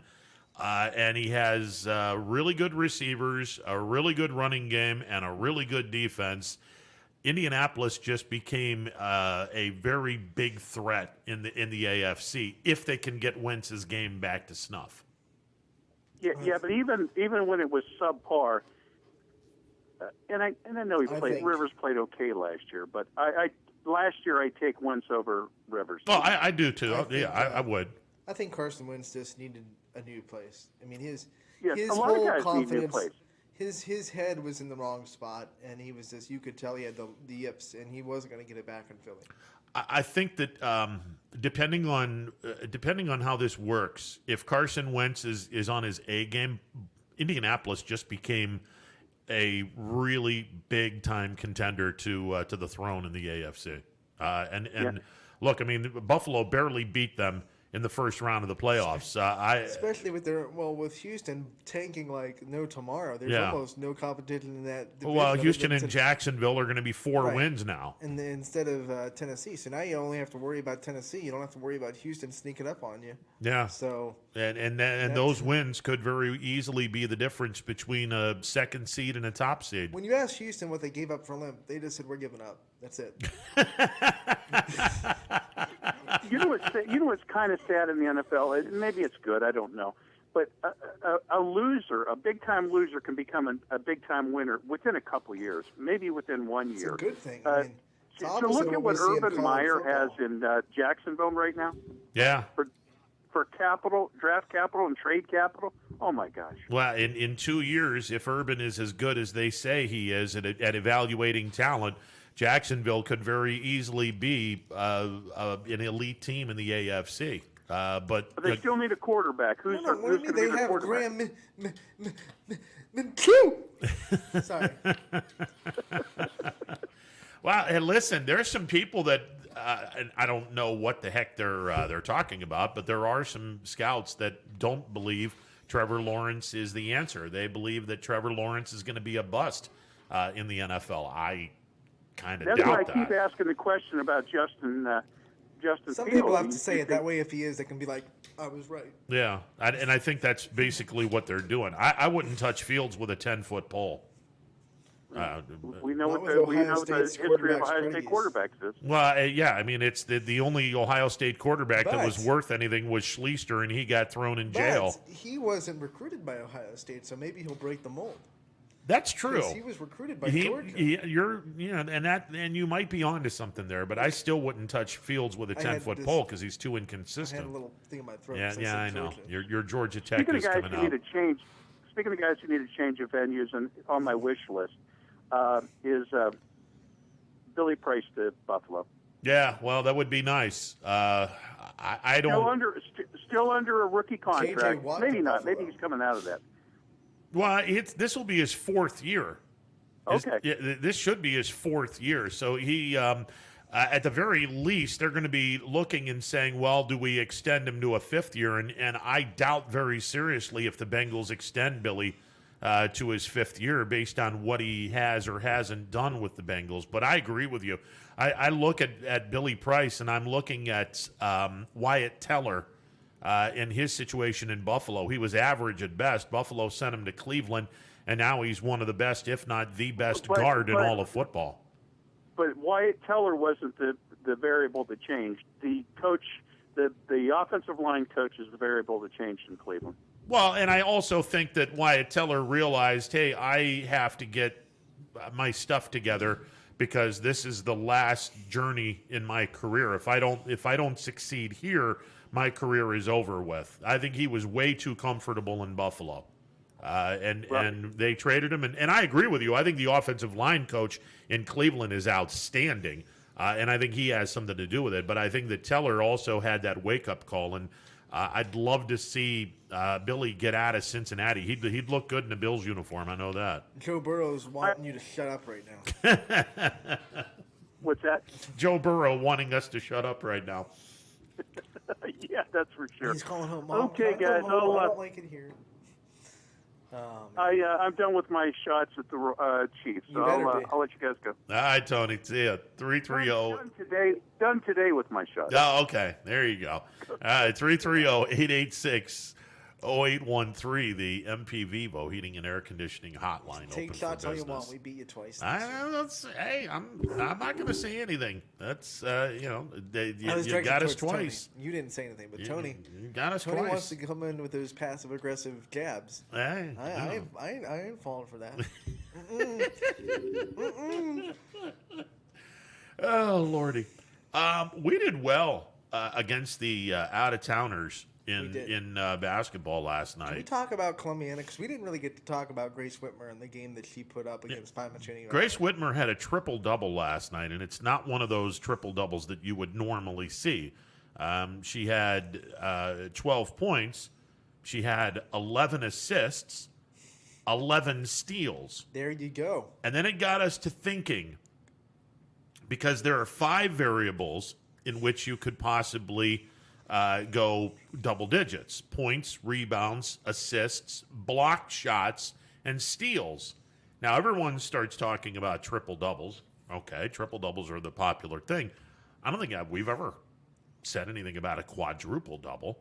And I know for a fact... A quintuple-double? Nobody's ever done a quintuple-double. Quintuple-double? Where can you imagine where someone sits back and goes, yeah, 18 points, 11 rebounds, 12 assists, 13 steals, 10 blocked shots. I got a quintuple-double. Plus, the bus driver was a little sick, so I drove the bus. And then when we got here, coach was a little bit late, so I gave the team a pep talk. And, referee tripped and fell. I grabbed his whistle, called a foul. Called traveling because it was a Euro step. Oh yeah, the quintuple double. I'm waiting for someone to put a patent on that. And actually, I'm waiting for someone to do it and then put a patent on it and say, "Yeah, I'll take a quintuple double, please." Yeah. Take that, McDonald's. Quadruple double. That would be phenomenal in and of itself. And we've seen plenty of triple doubles. I don't know, Mo. Can you imagine if Grace Whitmer was even close? Like, what if she had 5 rebounds? That's okay. Yeah. You're 5 rebounds away. You're 5 rebounds away from a quadruple double. What? Dang. Well, I mean, it's look. By the way, Columbiana washed away a team that we thought they might have a little bit of trouble with. Wow. I mean, and they kind of had trouble with them in the first half. I mean, they were only up 22-15, 12-10 at the end of the first quarter. They outscored Pie Valley 34-22 in the second half. What's the old adage, Ron? It's not how you start. It's how you finish. Yeah. And, man, Columbiana finished strong. Well, Tori Long had 24 points last night. Cassie Spate had 10. Grace Whitmer had 12. So 3 kids in double digits. That equals win. When one of them drops 24, I mean, 24 is a big number. So if you have someone that can get above 20 and then you have a couple other people with double figures, you're going to be in good shape. Yeah. And it's like we were talking before we went on the air with Latonia, beating Cardinal last night. And again, a team that you had a little bit of trouble with them, 17-11 at the end of the first quarter, 37-28 at halftime. They were only up by 8 at the end of the third quarter. However, Taryn Ferry, 16 points. Ella Gregorino, 10 points. Haley Brock, 11 points. Allison Frankowski, 12 points. Yeah, okay, 4 kids in double digits. Keep doing that. Latonia keeps winning ball games. Plus, they played some solid defense against a pretty good Cardinal team. So that was a great win for the Bears last night. By the way, Garfield won. We're going down to Division 3. This is the bracket I was in, District 2. Garfield won. So they're advancing to the sectional finals against Conneaut. And what was it? Garfield is they're a pretty high seed in that. Yeah, they're the 2 seed. Yeah. Liberty upset Kirtland 70-60. That's a big number. I mean, man, I do not want to play Liberty. And they advance to play Ursuline, and that'll be Saturday at Ursuline. Well, 5 versus 11. With Liberty, and we've both seen them play. We've talked about cherry picking. They've done they make a history of this. The furthest kid away from the basket, as soon as a shot goes, she's tearing off down the floor. You get the rebound, fling it down the floor, and she's right there, in theory, all by herself for an easy layup. If things go right for Liberty, then they cruise. The problem is, with the games I've seen at least, when a couple of things go a little bit wrong, because they're a young team, they can get off the rails pretty quick. So obviously last night, scoring 70 on a seed that's higher than you on the road at Kirtland, you did some things right, and things probably didn't get off the rails too much. Yeah, and again, the line that you've said, that it's so true. They're young. They don't know the big stage. Yeah. They don't know what they don't know. Right. So it's and it's true. It is when you're young, you don't know how bright the spotlight is because you've never been in that spotlight before. So there is a blessing to the youth. And that Columbiana stat line might scare Champion a little bit. So Columbiana advances to play Champion on Saturday. And, Champion's a team that doesn't score a lot. They like to play a lot of defense. So if Tori Long puts up another 24 points, that'll give Champion some trouble. I'll be real curious to see how Champion goes about trying to slow Columbiana down. I mean, obviously, if you want to try to do a 2-3 zone defense, high zone defense, or straight man-to-man, okay, let's see what happens. And then Columbiana's defense has to be ready for Emma Gumont because she is a scoring superstar. She scored 1,000 points in her junior season. And last year in their district championship over Garfield, she scored 35 points. So she is no stranger to scoring in the tournament, so you got to make sure you lock her down a little bit. But Champion has some shooters, too, that can really hurt you. So Columbiana's defense has to do exactly what they did against Pymatuning Valley, and then if they can get, again, balanced offense, they'll be in good shape. How surprised were you when you saw the final score between Valley Christian and Heartland? Super surprised. I thought it was going to be closer than that, but we said it on Wednesday. Which team would have the supporting staff? And it was Valley Christian. They had a couple more players get into double figures, along with Kristen Gill, who scored 26. Heartland had 15 from Maddie Matthews, and then 8 points from everyone else. So you just didn't have the support. Yeah, Kristen Gill scored 26. Well, the team around her scored 42. Maddie Matthews scored 15. The team around her scored 8. 42 to 8 that's a tough number. Yeah. Yeah, that's real big. That's not gonna get you many wins if you're on the short end of that. That's and now Valley 34. goes to Bristol, I believe. Yes, and that'll be a good game. Bristol's one of the teams that a lot of people think will get to the district championship, but I think Valley, the way they're playing, can really give Bristol some trouble. It could be fun. It could be an awful lot of fun. All right, let's get to the phone lines. Do we have our guest coming on? This might be Josh Sigler. Oh, Coach, is this you? No, this is another coach for a long time at Struthers, and I just wanted to compliment the guys on the good job that they're doing with basketball, especially girls basketball. Appreciate it. I coached at Struthers for over 35 years and taught there. Okay. And I hear the guys on the Power Hour yesterday were talking about girls basketballs in the 80s and 90s. And I was around for a lot of it. And if you guys were around, YSN was around at that time, man, I know we have some great players now, but boy, did we see some exceptional athletes play. And I wanted to agreed. Mention that to them. But I agreed. I graduated in '82, so I saw a lot of basketball in the '80s and early '90s. And I didn't get to see it, but I graduated from South Range, and they had a stud in Jackie Kenny in the '80s. And she's still on their top career scorer. So she was amazing. Yeah. Who's that? Who was that? Jackie Kenny from South Range. Oh yeah, Jackie Kenny, Hatfield, and Amy Folk from Salem. Obviously Bonnie Beachy, and in the 80s and 90s, I know Beachy graduated in '78, but the 80s and 90s, man, there was some great coaches. In fact, I coached with John Ritz at Struthers for a good part of his 270-some wins. There you go. You know, and now he's over 500. I mean, the guy's he's like 70, whatever he is, and he's amazing. And he did a heck of a job there. But I was going to ask, maybe if they ever do a show like after the season's over or before baseball gets really kicked in, if they ever do something or spend some time talking about old coaches, basketball, and especially girls. If YSN was around when girls basketball then, like it is now, man, the exposure that we could have, we could have got. So if they ever, I just wanted to mention to Ron and, about, if they ever do something like that. Like I said, I coached, John had like 276 wins at Struthers, and then he went to other places. But I was his JV coach for most of those years, 8th grade JV, and man, it was unbelievable. Coach, I tell people. Go ahead.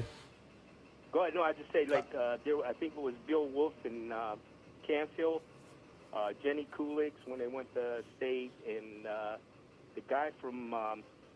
I can't remember his name. They just let him go a couple years. Yeah, last year, the year before. Oh, I know who you're Howland, talking about. I coached boys and girls, like freshman JV level. I coached with Joe Feuline. Mm-hmm. I coached with John Ritz. I coached with Grandy. I got stories that. Yeah, I tell people, they look at me and they go, yeah, right, you're making that up. I go, no, I'm not making that up.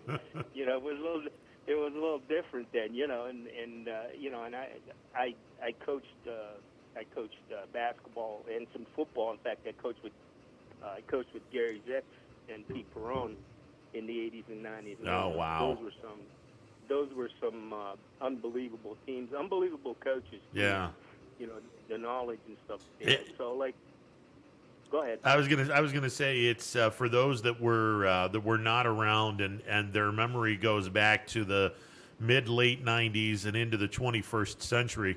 As a kid, I grew up in the 70s, and that was the tail end of the golden era of boys and girls basketball in this area, and mainly because the steel mills were still cranking. And we had 500,000 people between Trumbull, Mahoning, and Columbiana counties, and the two counties across the line, Mercer and Lawrence counties. So there were a lot of people and a lot of big schools and a lot of talents. And it just the game was just such a great game to watch back then. Now we had the lull when 60% of the population decided to leave.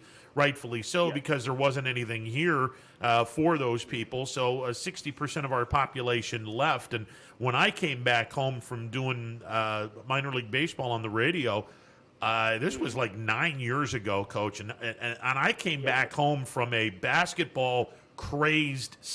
basketball crazed states where I saw really, really good basketball on par with the 70s and 80s in Ohio. And I come back home and I'm like, what in the world is this? It's not basketball. It's just horrible. Now, I'm happy to say in the last 9 years since I've been home, we've really gotten good at basketball. It's still not where we should be, but we have gotten so much better at basketball.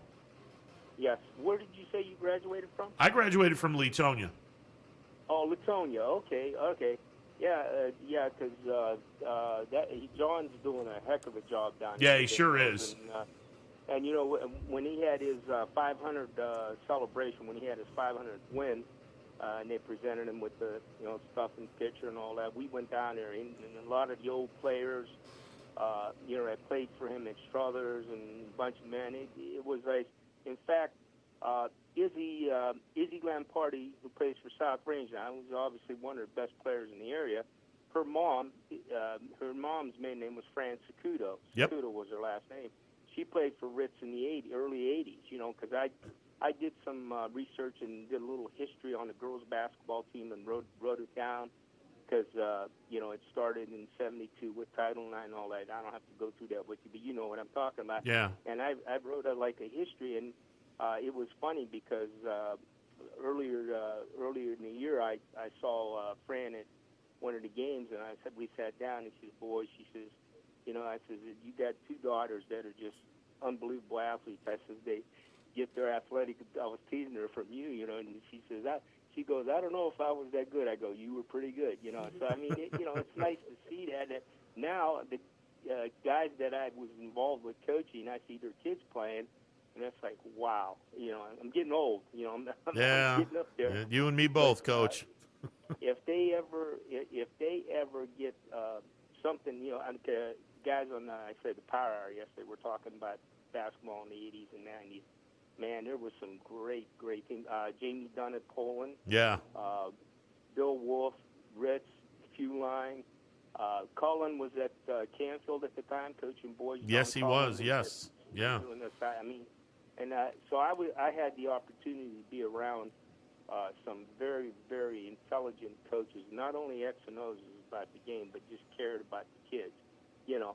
And it's just a time. So if you guys ever do something on, like, you know, I know now the basketball tournament is, you know, that's forefront. And I watch you guys all the time. I mean, without you guys, because I'm retired now, I don't get out of the house very much. And I watch you guys all the time, and it's just so, you know, even I was telling my buddy the other day, like with Joe Fewline, you know, he really, and then he went to Mount Union with his nephew. Yeah. Because he coached at the high school. Yeah, I saw Joe's over at Mount Union. Yes, yeah, and what he does there, he basically does pretty much all of their scouting and prepares game reports and stuff. And he does a heck of a job. Well, I was a JV coach for him. I can't remember what year it's in the 80s. And it was funny.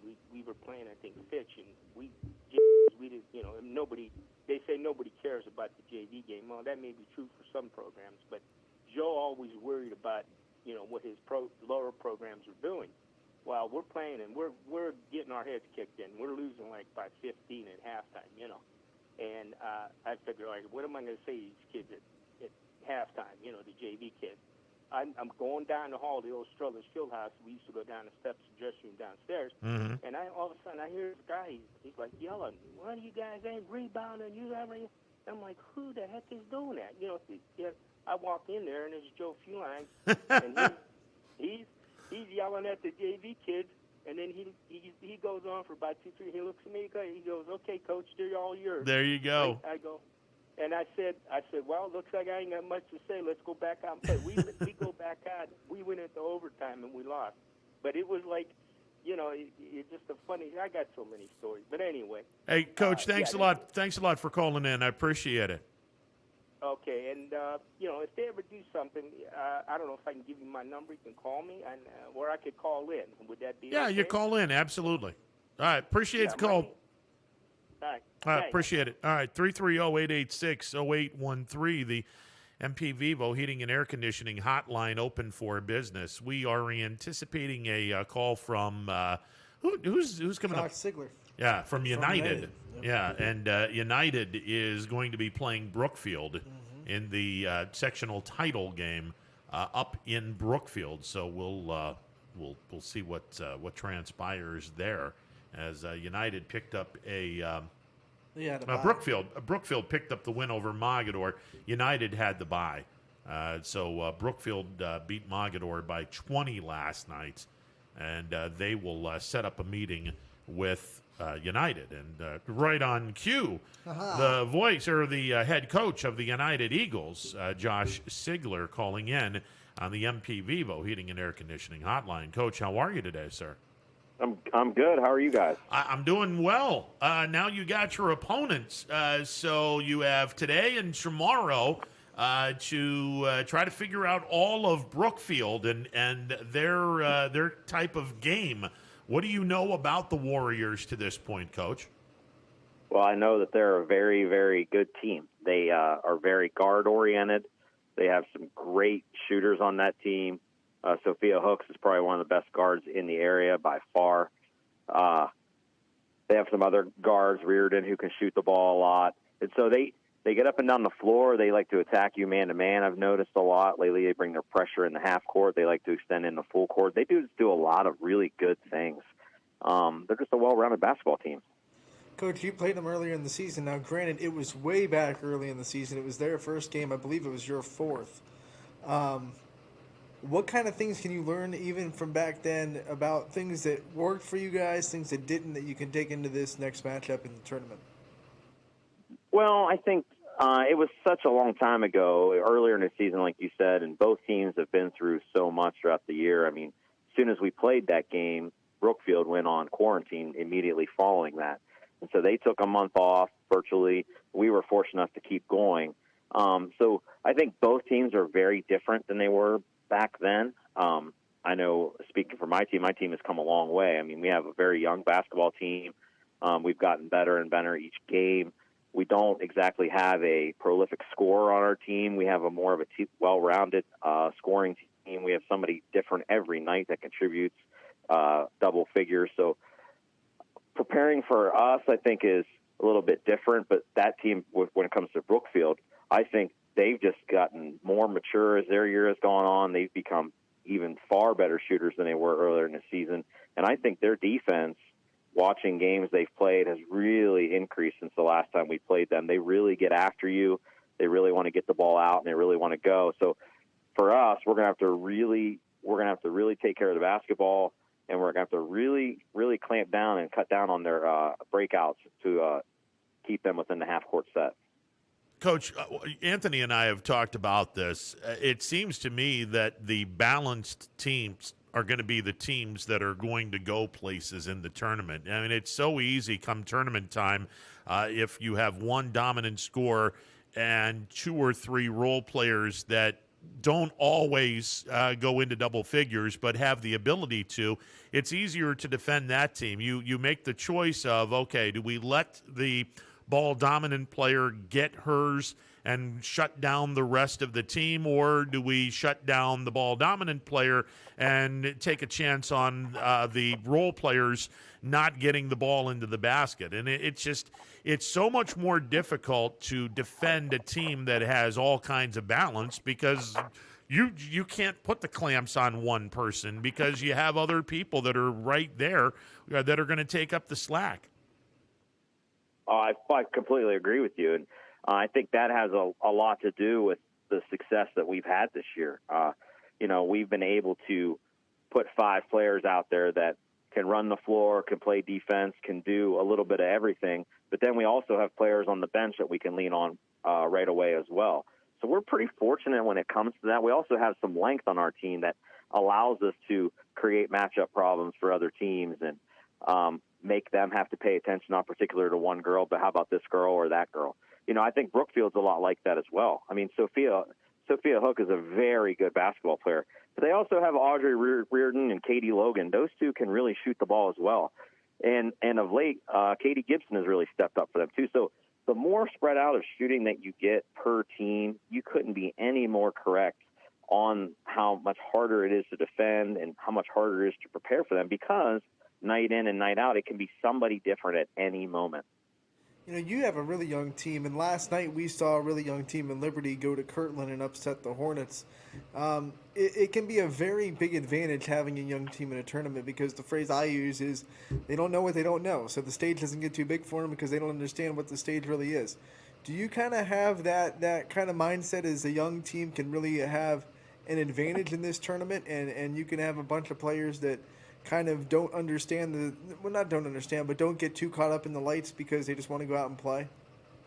Yeah, I think that is very true, Anthony. I think a lot of times these kids, the younger they are, they seem to be a little bit more relaxed, because I think that the pressure really isn't on them yet. And I agree, they don't know what they don't know. And I think that once they get in there and they get some experience involved, then it becomes more pressure related, especially the younger you are, because you know that team is going to come back again next year as a whole.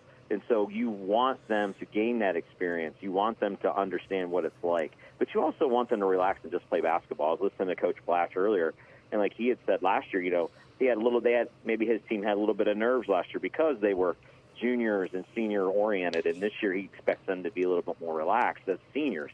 And so it kind of goes in waves, I think. I said, the younger they are, the less nervous they are. And then they kind of plateau their maybe junior year, and as nerves set in, then when they get to be freshmen or seniors, they become more relaxed because they know what's expected of them. They know what's at stake. And so I agree. I think, and I can really see that in practice with my team. Right now, we're very relaxed in practice, not because we're not taking our next opponent seriously. We take our opponents very seriously in practice. It's just the fact that these kids are just, they're on the basketball floor. They love to be there, and they just want to get better every day. And they just look at what's in front of them. They never look behind them. And so they don't know exactly what they have to play for. I mean, they know they know that season's at stake, but they just want to go out and play that next opponent as hard as they can, as best they can. Coach, we've been talking an awful lot about how the growth of basketball has really changed this sport in a good way. And, you know, I look at the two conferences that these two teams, your team and Brookfield, look, the MVAC gray tier, I did a lot of Crestview games this year. That conference is brutal. I mean, you got Brookfield, you got Champion, you got Liberty, you got LeBray, you got Crestview. I mean, it's a dog-eat-dog conference. But then you look at the EOAC, you got Palestine, you got Valley Christian, you got Leetonia, you got United, you got Southern, you got Columbiana. I mean, that is a top to bottom, both conferences. And I'll even throw in the Scarlet tier in the MVAC. You want to talk about some solid basketball. Those two conferences and those three divisions are, in my mind, some of the best basketball for D3 and D4 schools in this area, and the conferences have prepared all of these teams for success in the postseason. I couldn't agree with you anymore. I think that MVAC, it is just a brutal conference, top to bottom. I said they prepare each other throughout the year, playing that top-notch competition. And if you notice, you know, it seems like every night there's a 2-point game, a 4-point game in that conference. This team beats this team this night, but the next time that team gets them, or if they beat them twice, it's by marginal, very, very small numbers. And really, both sides of the MVAC are unbelievable, and they really, really know how to play basketball up there. And I really envy that conference, and not to mention next year when they add Garrettsville, Garfield, it's going to be even more unbelievable. And so I looked at that game last night with Crestview, and they played Waterloo. I couldn't have been any more. I sat there and I said to a friend of mine that I was talking to, and we talked about how each game prepares each other for that. That Waterloo game last night with Crestview, that was probably the best game Crestview could have had to play against, because that Waterloo team gave them everything they wanted. It prepared them soundly for their next opponent, because that Waterloo team is good. They're going to be really hard to play against in the coming future. But then you look at our conference. We're the same way. We have a lot of really good guards in our conference, with Grace Whitmer and Gill up at Valley and Fristic at Palestine. They got a lot of guards who can run, got a lot of guards who can shoot, and they can really get up and down the floor and play really good defense. So that prepares every team, I feel, for a playoff run. And the more they play each other and the more balanced it becomes, it really, really makes focus of that. I mean, granted, there's some, they're always going to have some lesser teams in each conference, but they play hard too. They play hard every night. You cannot sleep on anybody in any conference if you really want to make yourself better and really want to get forward in the season and in a tournament ahead. You know, the last time we talked to you, you guys were just turning the corner on a winning streak. It was starting, were turning around from the start you had. Now we're at the end of the regular season and getting into tournaments. That winning mentality did not change at all whole season. What was it like for you to kind of see the girls continue to put in the work and continue to execute on the floor and get the wins they got, even long after they had that little winning streak after the rough start? Yeah, I mean, early in the season we really struggled at first finding an identity. Last time I talked to you guys, and faced a little adversity, and we went on a 9-game winning streak halfway through the season, and every game, we played a Crestview. We were able to get a win against Aaron's team, and then we just kept rolling. We were able to get a win against a very good Jackson Milton team. So the teams really started to buy into what we were doing. We were able to beat Columbiana the second time and beat Valley the second time. And they were like, all right, we can play. We're doing all right. We're learning. And everybody kept talking about how young we were, but the team wasn't listening to that. And what it was starting to create a winning culture. And we talk about culture all the time with our kids and how some teams have to turn the light switch on to get themselves moving. I give credit to this group. We've never once had to really turn the light switch on. Now, we had some hard times. I was questioning, what motivates you? What motivates a young team? And we were having some hard issues figuring that out for a while. But what really motivated them was winning. They just wanted to win. And then that winning culture went into the JV team, and the JV team sitting on the bench, and then now they're into it. And our fans have been unbelievable over the last 2 weeks. They've really showed up, and now that culture has gone into them, where we expect them to stand up for everything, and it just bleeds it, just breeds it. Well, then after our winning streak we had going on there, we kind of had a little hiccup in the road. Well, I think we lost 2 or 3 in a row. But then we got right back on the horse again. So that was kind of nice to see how a team can go from winning to having a few hiccups and then getting back to winning again. And when you can do that as a young team, that really, really sets a good goal for the future. And it shows that they have an identity now, and they really want to set that culture moving forward to any kid possible. Coach, we talk all the time about challenging kids, and next year when hopefully COVID is kicked to the curb and we have fans in the stands of 100% instead of 15%, but I digress.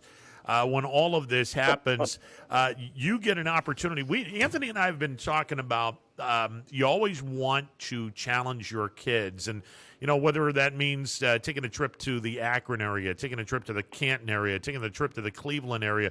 It dawned on me, you don't have to go very far outside of the MVAC gray or scarlet tier to challenge your kids. Now, that doesn't mean that you can't make a trip and take on an East Canton or a team in the Summit County area, Stark County area, but you play enough teams non-conference out of the MVAC gray or scarlet tier, you got yourself a heck of a good schedule when you include your conference games next year.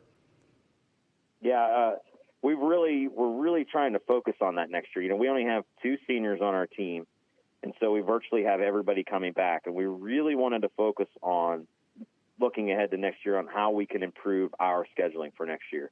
No disrespect to our conference, because our conference is what it is. It's going to be challenging every game and every game out. But we also wanted to see what we could do more out of the conference. We wanted to up our level a little bit. So we went out and we were able to now schedule. We automatically always play a team in Salem. Salem's a really good D2 school. We wanted to challenge ourselves even more. We got Ursuline on the schedule next year, who's a solid D3 school. We got Poland on the schedule next year, who's one of the best D2 schools in the area, maybe not even in the state. And we kept Jackson Milton on the schedule for next year. They're going to be a top-notch MBAC team and an up-and-coming Springfield team who has really good players coming up as well. So we're really trying to challenge our players more and more out of the league, because that's what they need to do. They need to see people outside this area. And I think every team sometimes they take that for granted, because when it goes to the tournament, now with these super districts and these super regionals, you see more and more teams from 3 to 4 different area or county radius that you got to prepare for. And if you don't, you're going to be in big trouble come the postseason, because those teams play a different style of basketball than you are ever accustomed to seeing. Yeah, you can see it on film, you can hear what another coach has to say, but unless you see it in person, unless your kids see it in person, they need to experience that. They need to go to another gym. They need to see the brighter lights, the different color floor. They need to see that stuff and see what style those teams play. And if you look at last night when Liberty knocked off Kirtland, nobody knew what to expect from Kirtland. Everybody knew that Kirtland played in-your-face basketball. They played intense defense. Well, Liberty did what they do. They just went up there and they just beat them. And so, but not knowing those things, there's always that question mark. You need to find those question marks, and so your kids can be prepared mentally, physically, because you want them to be able to handle the pressure of playing another team outside of the area that's going to make you better, make your program better, and create that culture even more. And man, you keep talking about culture, and I know United, their girls program not too long ago had a strong winning culture that you were on the staff for. I can talk all day about the players that came through that program. Rachel Sell, Courtney Heydrich, Crystal Richards, Mackenzie Gatchell, Emily Zettenbauer. How cool is it to kind of see that winning culture start to come back to United, being a part of it back when it was not too long ago? Well, I got to tell you, Anthony, when I came to United, I was at Beaver Local for 3 years, and I had the fortunate time to be able to scrimmage United, and Roger Ziegler was the coach. And I was able to really see what United basketball was all about. That was before I got married and moved into the Hanoverton area. and became a part of that family out there, I was able to see how tough those kids are and how well they play and how hard they play. And I always wanted to get to that level. Well, when I left Beaver Local and had the opportunity to come to United with Sam Mathias, that culture was already set, and it was such a special thing, so magical. And being able to think about that and understand those trips to Cuyahoga Falls and what they were like in front of that district crowd, and you see all those people rolling in, and I even see when I saw Coach Ziegler come into there and watch, and he comes up to me and gives me a fist bump and say, go get them. And you see those, I still see those same players come back. I still see Courtney Heydrich from time to time. I still see Emily Zettenbauer. I still see Mackenzie Gatchell. Those kids, Molly Phyllis, all those kids that had a part in that culture, it's still there. And that you have to find a way to get it back. And seeing what's going on now and seeing our fans and how they're reacting to everything these kids do, it reminds me so much of back in the early 2000s, 2010, 11, 12, 13, when that was there, when it was expected, and the fans were going crazy, the kids were going crazy, and now it's kind of come full circle, and now I see it, and it really gets me excited because I know what it was like. I know that this team has all the capabilities of getting to that spot. And so recreating that magic, is it hard? You better believe it's hard. And it's one of those things that I've always wanted to do and get back to that. And this team, I really feel, has that magic with them and that drive and the depth and the length of each player. It's there, Anthony. And I really feel in the next couple of years we could really make it magical again. As speaking from someone that graduated from a school in Columbiana County, I graduated from Leetonia. The trips that we used to make, Hanoverton was one of those places that you just didn't want to go to. You did not want to go to Hanoverton because the people were intense. The program was always intense. And it's other than Sebring in basketball, and that was on a completely different level because Rick Brook had, I swear to God, he had magic beans in Sebring every year. But United was right up there because the floor, the environment, everything is just it's everything you want to have in a program. And I'm happy that you guys are going to be getting that back very, very soon, Coach. Yeah, we're really trying, Ron, and it's funny you say it because I feel the same way whenever I travel to Leetonia. So I have a hard time getting over that hiccup myself every once in a while. But I understand what you mean. You walk into a gym, and that's anywhere, and you see banners on the wall, you see championship numbers on the wall. You know that you're in for something when you see it. And so these kids are really focused. They really know what it means to put something else up on that wall, and I really feel like they're getting closer and closer to getting that. Well, I love the fact that you guys are scheduling Salem, Poland, Springfield. I mean, kudos, Ursuline. Kudos to you for doing that. You're challenging your kids, and I have been saying this for years. Look, in football, it's different because you have to be able to schedule wins. Otherwise, the computer's never going to put you into the playoffs. You're never going to be in the top 8 or next year a top 12. But basketball's different. If you're 0-22, you're going to the playoffs. If you're 22-0, you're going to the same playoffs. It doesn't matter. So you might as well challenge your kids and say, look, you might get beat on this particular night when we give you a really tough cookie right here. But that tough cookie is going to do so much more for you than if you were to win by 85 points against a team that's the equivalent of stepping over a Sunday paper. Oh, I agree with you more. And, the more – and now that we're in these super districts and super regionals, and when you're going to seed teams and you look at the bios of these teams and you see who they played and the quality wins they played, and you see that they played this team but only lost by – they played Salem, but I only lost by 2. I played Ursuline, but I lost by 5. Those mean a lot to coaches. They see, well, this team's really starting to step it out. So it goes above and beyond wins and losses because I always think they have that thing on your bio called quality wins. Well, I'm a firm believer there needs a thing on the bio that says quality losses too, because a team's schedule says so much about who that team is and who that team is trying to become, and that they're not afraid to play people because they know that they want to get better. yeah, you can, like you said, you can go and schedule any team you want and beat them by 85. But when you put them on that bio and those coaches see that, that doesn't mean anything to them because anybody can beat them by 85. They want to see the competition. They want to see what is deserving of you. And it really became an eye-opener for us this year because, at the time we had won 12 games. We had won 12 games. We're sitting at 12-6. We played more games than anybody. Now, that was obviously a little bit of luck in there, and we're thankful for that. But you also have to look at who those 12 games you won against were. Were they better than the 5 games that another team had won against? So that really made an eye-opener for me this year, knowing that what I have being able to control as a team and what we have going forward, that what we need to build on in order, we got to find our way to get up higher on those seeds and figure out a way, what can we do to put more teams on notice that we are getting better and we're just not the team in Hanoverton. We're going to get better. We're going to challenge you. We're going to challenge ourselves. We want game in and game out. We want to see what we got.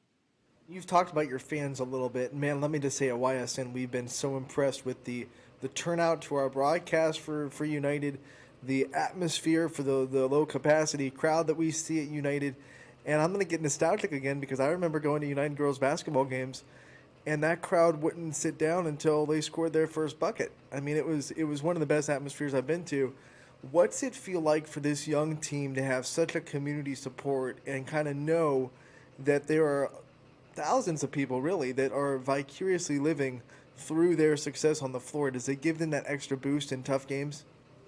Oh, no doubt about it. Our parents have just been unbelievable.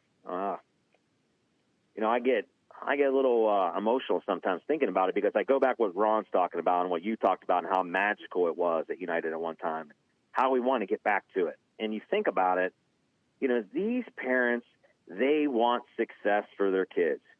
They want to push their kids. They want their kids to win. And when they want to win, the kids want to win. And then the coach wants to win. So we talked about a game a couple of weeks ago where we had to push all our chips in the table and we had to get it done. We have showed up. Our fans have shown up from that moment forward. From the time our JV kids step on the floor, they're on their feet clapping. From the time our kids go to halftime of JV game, they're on their feet clapping. They come out after halftime, they're on their feet clapping. And it has continued and continued and continued. And our kids on the bench, they don't sit down now. They stand up almost the entire game. They are in the game, almost challenging the fans to be louder than them. And, I said a couple weeks ago, I said, can you imagine if this wasn't a COVID year and how big this crowd would be for a girls' game at United again? And the parents, and they make it feel like it is a packed house. And that's such a special feeling, being able to play in front of people that are emotional and show emotion. It's like a college atmosphere, and you want that for kids because basketball is such a fun game. And, we're able to get together, even watch games on your guys' network. I'm sitting together last night with our friend with the Dean's List, and we're flipping back and forth between games, and we're yelling at the TV. So it feels really good to be a fan of basketball right now. And I think the more your fans believe, the more your kids believe, the program believes, and it is amazing. I got a quick story. We lost a tough game against Palestine last week, and I had a parent tell me this weekend, I went to watch our fifth grade team play, and I had a parent tell me that, hey, I just want you to know that a little girl in first grade who loves basketball, she's been watching on YSN, and I've had more and more younger kids be able to watch the games. It's unbelievable. She said to me, after that game was over, she was crying in her living room because we lost. And so I went, you know what? That is amazing how the energy and the expectation level of the fans at the game and the players at the game are transferring into these younger kids at home now. And now they're starting to become emotional, no matter what grade they are, and it's turning them into more of a fan of basketball, especially in our little school and our little community. That is really something special. So kudos to you guys. It's been a fantastic run, and I can't wait to see what's in the future. Coach, is it safe to say that probably the only positive that has come out of COVID this year is the fact that the bench is a lot more vocal And now when we kick COVID to the curb and we finally get the 85, 90, 100% capacity in the gym, I hope that the players will still be every bit as jacked up and emotional and yelling and screaming on the bench, because I just think this is probably the only good thing that's come out of COVID, the fact that kids on the bench are now paying attention, because nothing pissed me off more than watching a bunch of kids not paying attention to what's going on while they're sitting on the bench. Oh, there's no doubt about it. Well, I think that has a lot to do with expectations of what you want as a coach, too. I think that filters down. I've seen a lot of programs where, I look at a Walt DeShields at West Branch. That is expected of his kids. Those kids stand up. They pay attention. They know what's going on at all times.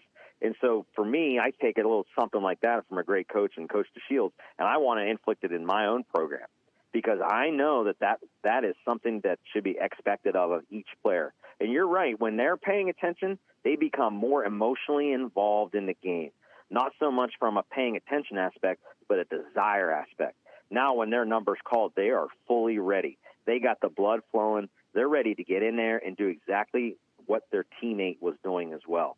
So I think that by far it's an expectation level of a coach, and there's no doubt about it that the COVID part of it helps.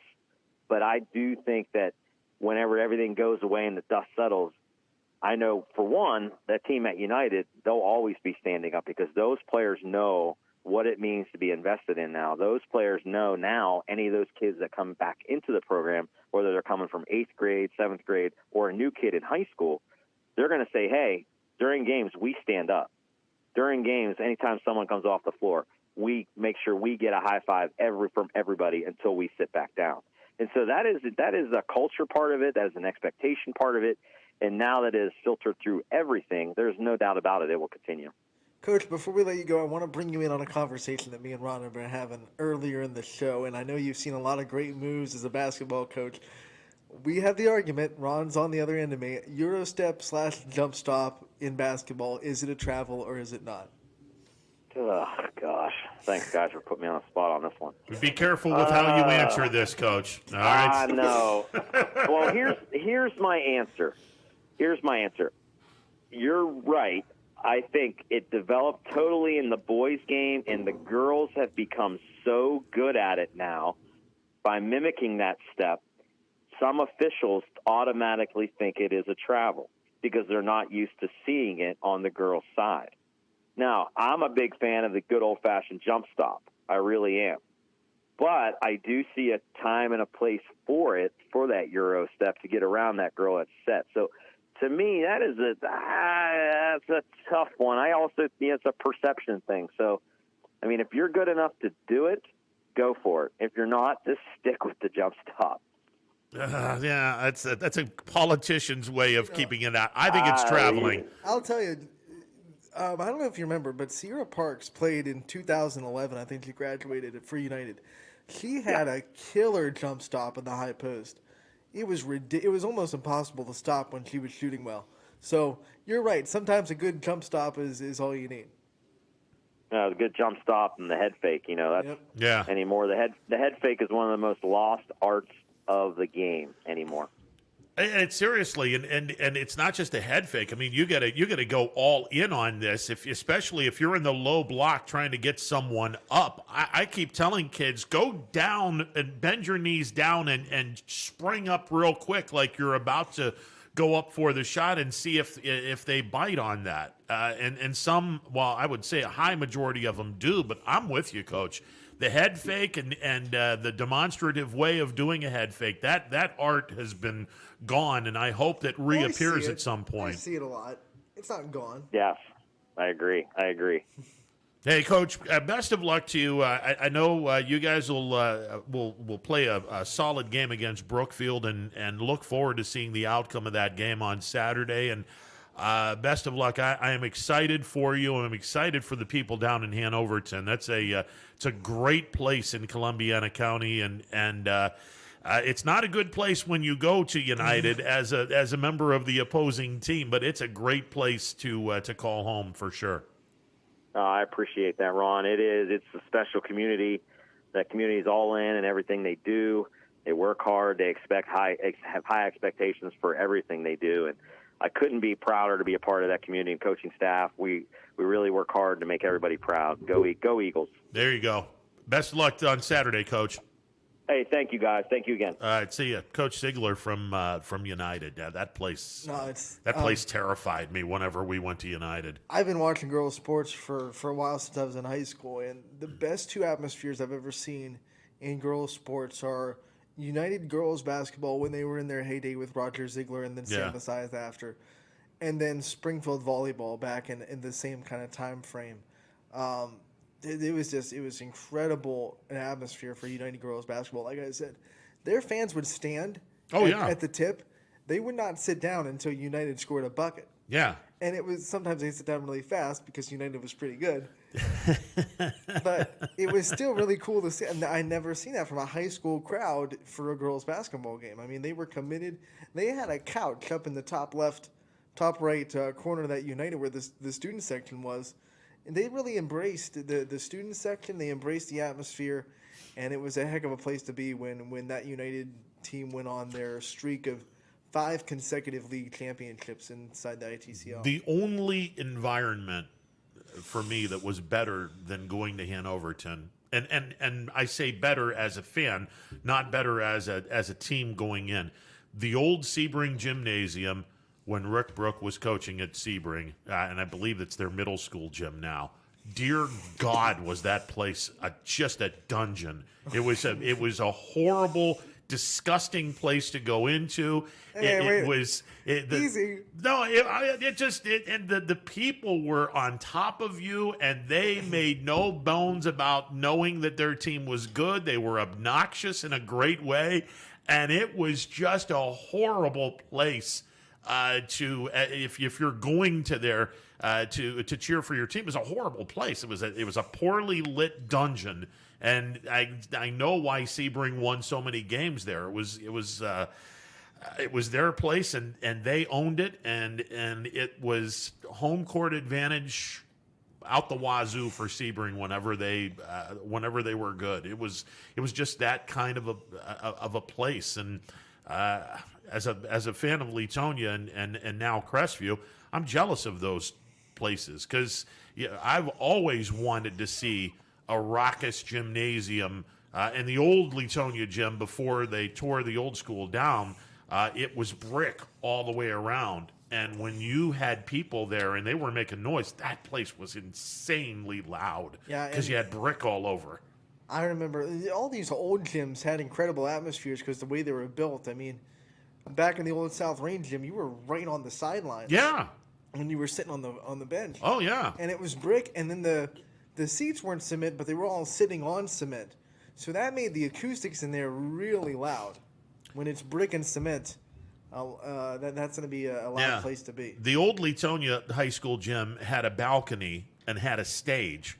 Mm-hmm. And they don't have a stage or a balcony in the new gym. It's more of a sterile environment where you just have the stands pulled out.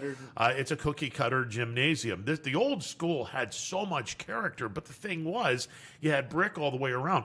Good God, was that place loud when you had a standing room only crowd. And hopefully. And I've seen, Leetonia girls had a run where they won 5 straight district championships, went to the regionals during the Jessica DeVille, Haley Duco era. Hopefully, the girls will get back to that point. Guys have never won a district championship in basketball. Same thing in South Range. I mean, they've had a lot of great teams, but they've always run into Canton Central Catholic. We'll take a timeout, be back with more. 330-886-0813, the MP Vivo Heating and Air Conditioning Hotline, open for business. Hello, I'm Greg Burbick with G. Burbick Farms. For the last 100 years, my family has farmed in Columbiana and Mahoning counties. I began raising cattle in 1996 with the goal of providing a better product for you and your family on the dinner table. Our grass-fed and grain-supplemented Black Angus beef are raised with no hormones, steroids, or antibiotics. We're known for our hometown-friendly service and incredible tasting products. We're locally owned and have customers across the tri-state area. Our products go from our farm to your family. Stop by our farm on New Buffalo Road or visit us on the web at gberbickfarms.com. Don't forget to like us on Facebook. G. Berbick Farms, it just tastes better.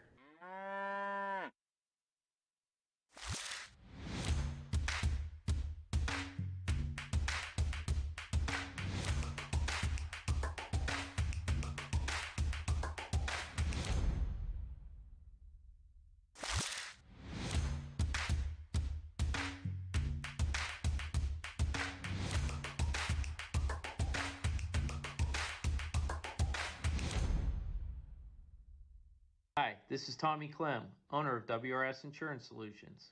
WRS Insurance Solutions is a local, independent agency that specializes in life, Medicare, long-term care, and disability products. Call us at 330-953-3722 or visit us at wrsinsurancesolutions.com to learn more. Good luck to all the student athletes in the Valley. Right now is a great time to get more for your trade-in at Tri-State Ford and drive home in a new or pre-owned vehicle. Choose from our great selection of new Ford models or pre-owned vehicles. Plus, get the Tri-State Ford Advantage, including a 10-year, 200,000-mile warranty and more. At Tri-State Ford, we'll pay you top dollar for your trade, but you don't have to purchase one of ours to sell us yours. Customer focus, community driven. Tri-State Ford East Liverpool or visit tristateford.net. When looking for home design inspiration, don't just be inspired, be Baird inspired. Whether new or remodeling, Baird Brothers has the latest trends like shiplap to refresh your home. Go from inspiration to installation with our wide selection of in-stock American hardwoods. From the rustic charm of antique oak to the warmth of traditional cherry, Baird Brothers has what you need to make your home inspiring. Baird Brothers, our family's heritage, your family's home.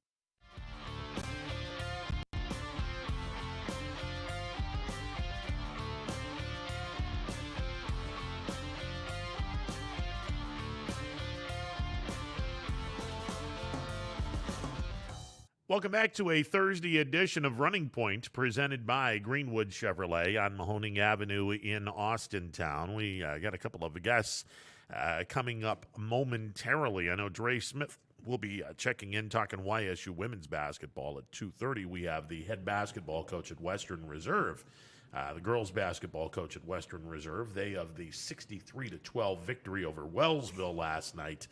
He will be joining the program in a couple of minutes. It's not a typo. Not a typo, no. No, definitely not a typo. It's right up there with McDonald's 82-11 victory over Warren JFK. Well, and again, Faith Hollabaugh scoring all 11 points for JFK in that loss. While we have the time, we can go through our schedule on the network tonight. We do have one regular season girls game as Columbiana versus East Palestine. They got to play that because there's a lot on the line. Yeah. In the EOAC, there's a whole lot on the line. It got moved from Monday because of the snow, so they're going to play that even though they're both in tournament mode. If East Palestine wins, they are the outright EOAC champs with 2 losses in the league, and then if Columbiana wins, woe is their chaos because I think it's a 4-team tie. It's a 4-team tie between them, Valley Christian United, and Natonia, right? No, it would Valley be Palestine United, Columbiana. Okay, when I said them, my brain said one team, but them meaning both teams. Yeah, because I think Latonia has four league losses, 4 or 5. Edison versus Tuscarora Valley is a tournament game tonight for the girls basketball. That won't be on the network, but it is happening. Also, Canfield is at Perry. Won't be on the network because Perry is going to stream it themselves. So we'll do our best to try to find their stream and share it for you from Canfield so the Canfield fans can watch that game from Perry. 15 versus 10. It should be a fairly competitive game. Yeah, it should be. It should be a great game on the docket. Boys basketball tonight. We have Louisville hosting Canton Central Catholic. That's their senior night, so we'll have that. Columbiana is hosting Latonia. Heartland is hosting Brookfield. Valley Christian hosting Hubbard. Mooney hosting Cheney. Girard hosting South Range. Poland hosting Lakeview. They're getting back on the floor for the first time in a while, so good news for Poland boys. East Liverpool versus Salem, and then Canfield versus Alliance for the boys schedule tonight. All those games will be on ysnlive.com, and they will be free because they're regular season games. Well, and again, you got to get as many games in as possible. The tournaments will start in earnest next Tuesday for the boys in D2, D3, and D4. This coming Tuesday, and this coming Wednesday, D1 boys will get going. So how about Mooney Cheney? That's going to be a fun. That'll be a fun game. It? Yeah, it'll be a fun and game. Tomorrow, and Mooney's starting to play some really good basketball. And then tomorrow, Mooney will be playing 2 games in 2 days as they go from Cheney to South Range. Yeah, so that's and that'll be good for them to get ready for the tournament. Speaking of tournaments, Coach Miller from the Western Reserve Blue Devils, your team gets a big victory over Wellsville, move into a sectional title game. Coach, congratulations on the win last night. I appreciate it, Ron. And hey, before we get too far into this, you don't look too bad in those colors. I don't know if that's from Roy or if that's from Baker, but either way, you look good in the Newton Falls stuff. Yeah, it's comfortable. Does anyone look better than Anthony in that red, white, and I blue? don't think so. Listen, I'm not trying to mooch or anything, Coach, but if you want to get me a Western Reserve gear, I do know some kids that graduated from Western Reserve, and I'd be more than happy to wear the gear. I wear a double XL. I'm just saying. He's just saying. Hey, I got no problem with that, Ron, but you never come up here to cover us. I enjoy listening to you, but I want to get a little play-by-play for you to do the Blue Devils once in a while. You're gonna have to talk to DJ on that one. I actually did the Western Reserve Springfield boys game a couple of nights ago, and we did the Western Reserve Crestview game boys game earlier in the year. But yeah, I would love to do the Western Reserve girls during the tournament run. You gotta let DJ know that you want me to do the games. That works. Well, I enjoy listening to you, so maybe you'll get a chance to do us one of these nights. Listen, I love watching your team play. We talk about balance, and I was looking at the scoring last night. Obviously, Danny Vuletich, 19 points, but you got 44 points from your other kids. So that tells me it's all about balance. Now, it was a game against Wellsville, but that's some great balance for your kids last night. Well, I think each game, is obviously different depending on what we're trying to do. Everyone knows that we're always going to start with trying to get the ball inside. I mean, you have someone like Danny, you'd be a fool not to. But we have a couple girls that can fill it up from the outside. Shooting 3-pointers, driving the ball to the basket. We got some younger girls with some nice size. So we do have a good balance, and we know a key to the tournament is obviously starts always at the defensive end, but you got to have a balance. You got to be able to score because everyone's going to come up with a game plan to take this away or to take that away. So we preach throughout the year, when you have the shot, you got to be willing to take the shot. It can't just be something that you're indecisive about. So, I think last night, actually, I think we had all 12 girls that got into the game, I think, scored. So that was nice for all of them to get in. We kind of, we're fortunate to be able to go with a hockey lineup last night and go 5 in, 5 out.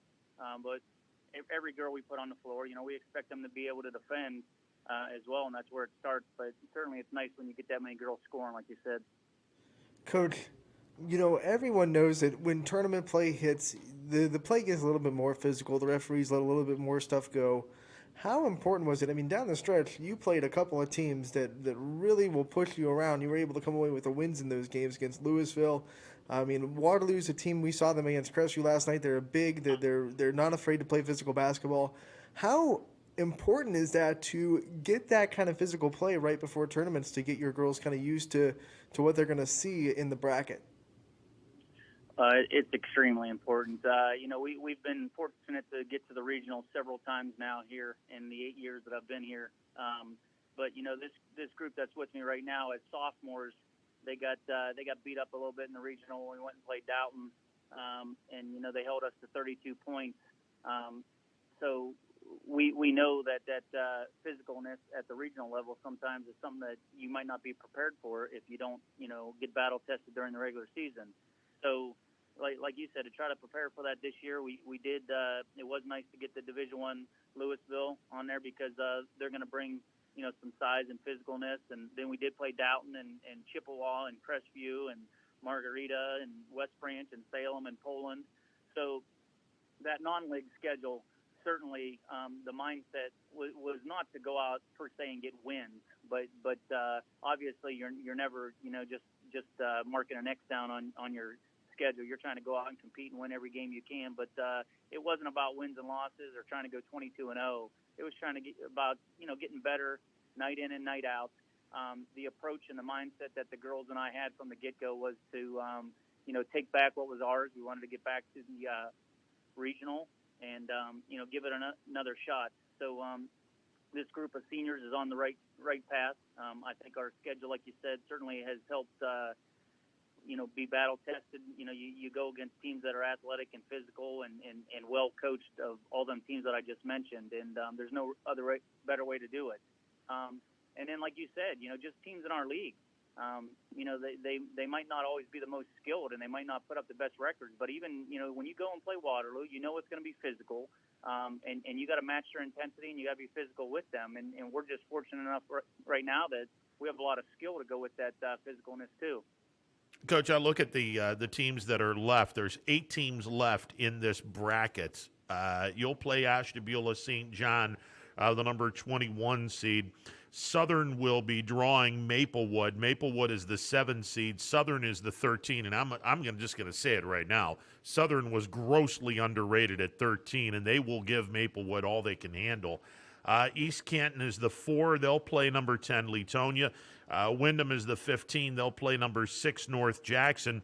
We're about 2 or 3 wins away from having an all-local district semifinal where familiarity could be a wonderful thing. This is an impressive array of talent when you look at this bracket from top to bottom. It is. Whoever's in front of us, we'll welcome the challenge. Certainly we got Ashtabula St. John's on Saturday. I tell the girls that we're going to be prepared, but from that same token, I got to keep looking in the rear view mirror and also looking ahead to other games and other opponents. I think if we play defense, we're physical, and we're aggressive offensively, I think we're going to be in good shape. I like the way the bracket plays out. Like you said, I was a little surprised, but maybe not so surprised that Newton Falls and Bristol, being a 3 and 5 seed, went up towards McDonald. I didn't know if everyone kind of thought McDonald was leaps and bounds above us, but obviously we got some respect, and that didn't happen. So I like the district that we're in. Scrinjar, like you said, is going to give Maplewood all they can handle. Maplewood's a good team. They got a number of girls back from last year. So we'll be ready for them if that's the opponent, or if it happens to be Southern. And then certainly down at the bottom bracket, like you said, East Canton being the highest seed there as 4. They had some tough opponents on their schedule as well. So whether it's them or Jackson Milton or who comes out of that bracket, that would be another formidable test and great challenge for us in the final. But like you said, being local, Jackson Milton's only got 6 losses, and that's a team that I think sometimes people overlook. But if you look at 6 of those losses, 4 of them come to McDonald and Western Reserve, so they're battle tested. I think they're a great defensive team. When they manage to score points, they're tough to beat. So this bracket's going to be fun. Looking forward to the next one on Saturday. And before the game, in your last game in the regular season against Lowville, you were able to recognize 2 of your seniors, Kennedy Miller and Danny Vuletich, for milestones that we don't see a lot in this area. I mean, we see 1,000-point scorers quite a bit, but Danny got her 1,000th career rebound this season, and Kennedy got her 500th career assist. What did it mean to kind of honor them before the game? And then, of course, Kennedy Miller broke the 3-point record during the game as well. So what does it mean to see so many milestones kind of get reached this year for different players?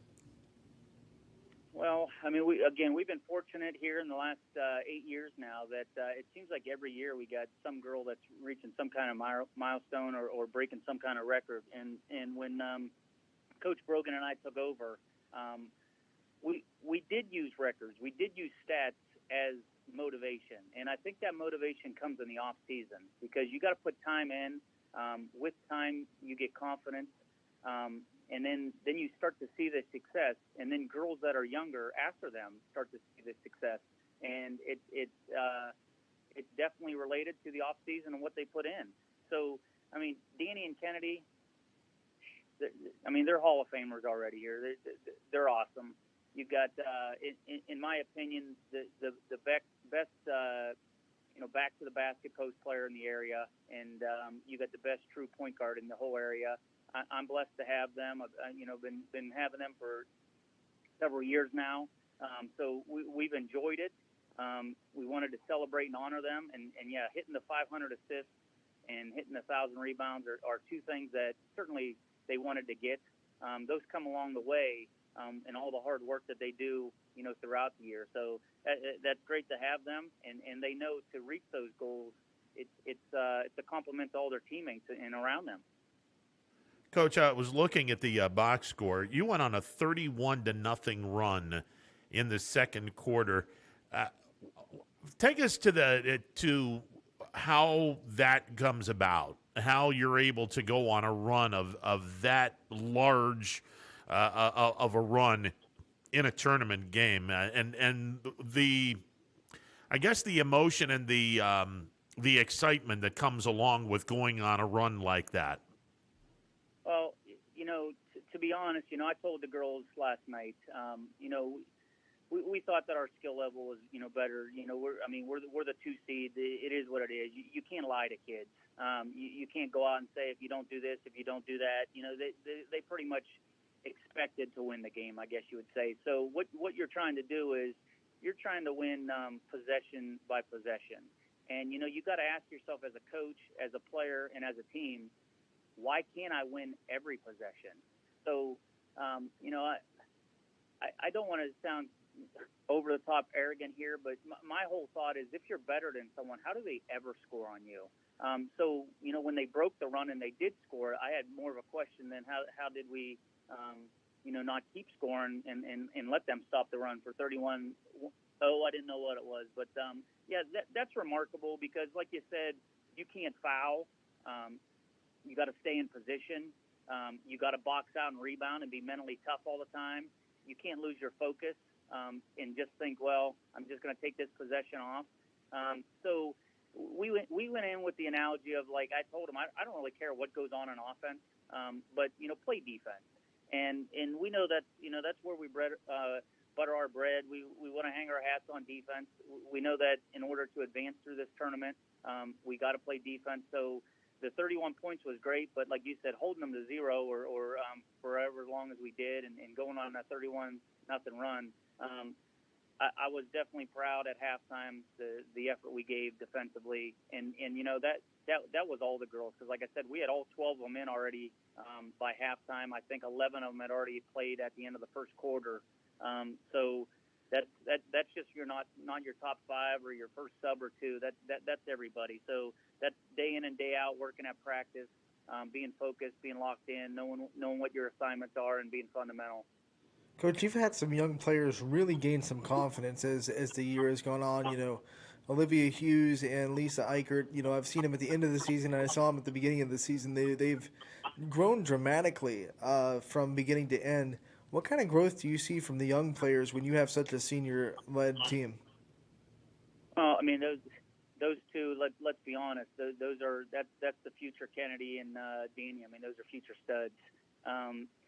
These guys are athletic. They could pretty much succeed in any sport that they want to play in.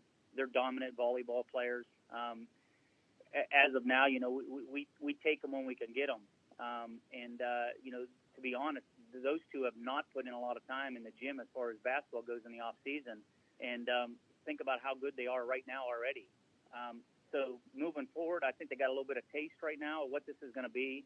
I think losing this great class and these great seniors, other than Danny and Kennedy, obviously, with Olivia Pater and Callie Steed, we lose a lot.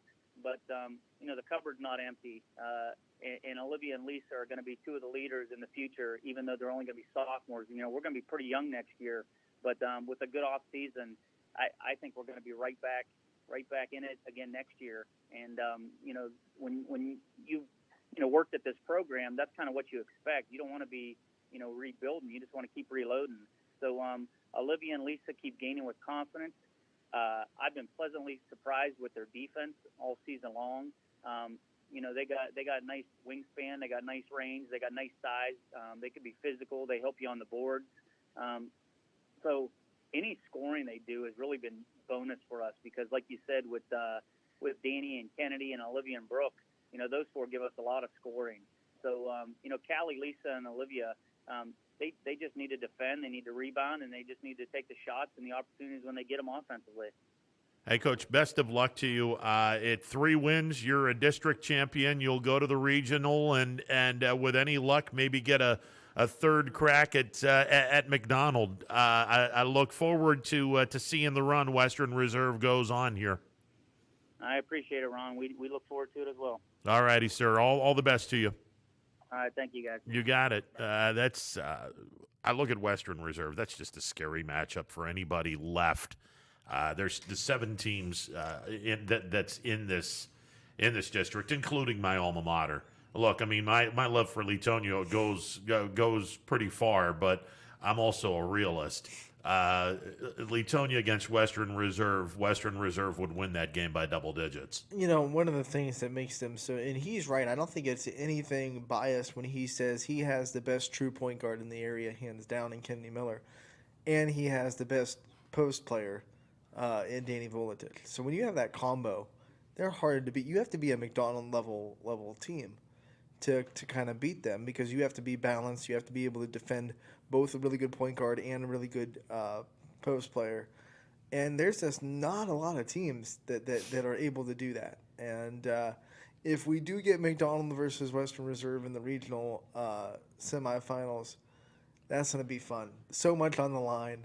The last 3 years it's been McDonald Western Reserve in the district championship. Yeah. Now it would be McDonald Western Reserve in the regional semifinal, winner one step away from the state semis. I mean, does it get better than that? Well, before we get there, I mean, there's pitfalls for both programs. I mean, I honestly, we're not going to BS anybody. They're heavy favorites. You're talking about a coach now. But Southern has a sensational freshman that has been more than capable of putting 30 and 40 on anybody. True. Now, I don't know if that would be the case. They got to get past Maplewood first.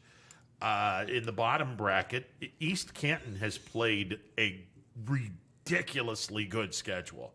So if they were to get past Leetonia and then get past Jackson Milton, that ridiculously good schedule. I mean, we've talked about it. If you don't even win those games, the fact that you competed and played hard in those games and were within shouting distance, that might be something where they could hang their hat on that and say, hey, we can play with this team. Now, for all we know, Leetonia might go into East Canton on Saturday, and especially if you can get Brock, Frankowski, Gregorino, and Ferry all in double digits, this team's going to be hard to beat. Now, whether they can do that against East Canton or not, that's the million-dollar question that'll be answered on Saturday. But then you got Jackson Milton as well. Right. Plus, East Canton's the Wizards. I mean, how do you beat a team named the Wizards, man? Wow, back in the day, East Canton was they were a tough team to beat. Yeah, but they still are, especially their girls basketball team.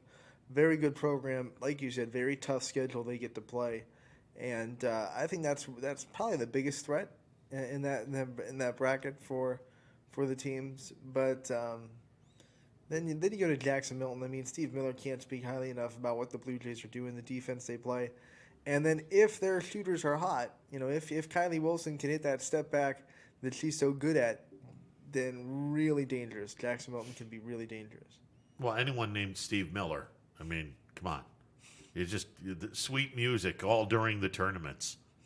Take the money and run. Gonna fly like an eagle. Right. And then, I'm done now. I'm glad he didn't use that with him on the air. He would have hung up real quick. Well, I'm just saying, it's, if people saying Steve Miller, are you the Steve Miller? Yeah, I'm the head coach at Jackson Milton. Absolutely, I'm the Western Steve Reserve. Miller.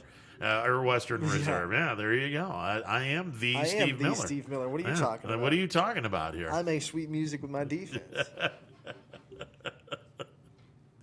Oh, Lordy. We're going to take a time out. On the other end, we will hopefully hear from Dre Smith, who will be calling in, talking YSU women's basketball. They had their chances over the weekend. They had IUPUI on the ropes, not once, but twice. And gotta finish games. Give IUPUI all the credit in the world. They came out of nowhere in the fourth quarter on Friday to knock off YSU. The Saturday game was nip and tuck all the way as well. And IUPUI was just the better team down the stretch. And we'll see what the Penguins do. They got Cleveland State coming in, and that's a great rivalry. I just want to know how much Dre's going to throw Richie Giuliano under the bus. I mean, I know Dre's the one on the call, so he can't say that it was Richie's fault, but I'm sure he'll find a way to. We can throw Dre, we can throw Richie under the bus for the Robert Morris disaster, but not, Dre will find not a this way. one. He'll find a way. Sure. Definitely not this one. It might not be a rational way, but he'll find a way. Hopefully, we'll hear from Dre Smith coming up in a bit. It is a Thursday edition of Running Point presented by Greenwood Chevrolet on Mahoning Avenue in Austintown. If you're in the market for a brand new or slightly used automobile, indeed, you must go to our good folks at Greenwood Chevrolet on Mahoning Avenue in Austintown. They got a great sales department, service department, and finance department. Added up, it's a great dealership. They'll save you money on your next purchase. And let's be honest, that purchase, that's a pretty steep commitment, especially if you're going to go drive a Corvette, which who doesn't want a Corvette? Seriously. I'd probably be lost in it, but Well, I would probably wreck it. So where do I put my chair? Yeah, you don't have any trunk space in a Vet. In a Corvette. That's true. You're probably more of a Impala, Trailblazer. I like the Malibu. Malibus are nice. But tracks? you need a wheelchair accessible car. Well, then you gotta get the tracks. You gotta get a Tahoe, right? The Tahoes are gorgeous. And that's like the especially if you have the leather seats and you got the heated seats. It's like the commercial. Miss Kim in the Tahoe. Oh, that's it. I'm in the Tahoe. Mr. Anthony in the Tahoe. Yeah, Mr. Anthony in the Tahoe. Yeah, they know me. They know me as the wheeling guy into the Tahoe. If they see me driving, they're gonna be like, "Uh-oh, Anthony's driving. What's wrong? What happened?" If they see me driving, they're like, just drop everything and run. Yeah, exactly. 330-886-0813. We're back in a bit. Stick around. WRS Wealth Advisors is the area's premier wealth and retirement specialist. With our combined 70 years experience and comprehensive wealth strategy, we assist our clients attain their goals. Call 330-965-0370 to learn more about our individual and corporate financial planning services, or visit WRSWealthAdvisors.com. Good luck, athletes. Hi everyone, this is DJ Yoakley with Your Sports Network. We appreciate your support of YSN and welcome you to the YSN family. Our broadcast streams are brought to you live at no cost to you by sponsors that are local to this community. Without the vision and generosity of our sponsors and partners, we would not be able to bring this game to you today. So please support the great businesses and leaders that are making this game possible. And if you're a business in need of great advertising and sponsorship opportunities, feel free to head over to our site for more information on the right fit for you. We are local, we are loyal, and we are live. We are YSN. Ah, the details. Baird Brothers Fine Hardwoods is one fine ride. Perfect cornering, superb handling, sporty and stylish, power to spare, plus awesome mileage. Yeah, jaw-droppingly beautiful lines and well appointed with luxurious trim. Put more oomph in your life and start beholding the molding. Find your home's fine hardwood at BairdBrothers.com. For heating, cooling, and indoor air quality, the Mahoning Valley trusts MP Vivo Heating and Air Conditioning, offering worry-free repair, service, and installation. Call MP Vivo today for a free estimate. MP Vivo Heating and Air Conditioning. We're your energy-efficient experts. News doesn't stop after the sun goes down. Sometimes you just have to hustle to get it. At 21 News, no matter how far it is, no matter what it takes to get there, We're working to bring you the best stories and the freshest content at 11 p.m. with the context and clarity that makes it worth staying up for, no matter what time it is. 21 News at 11 with me, Aaron Simonek, and Derek Steyer. 21 News at 11, news that's worth your time. Welcome back to a Thursday edition of Running Point.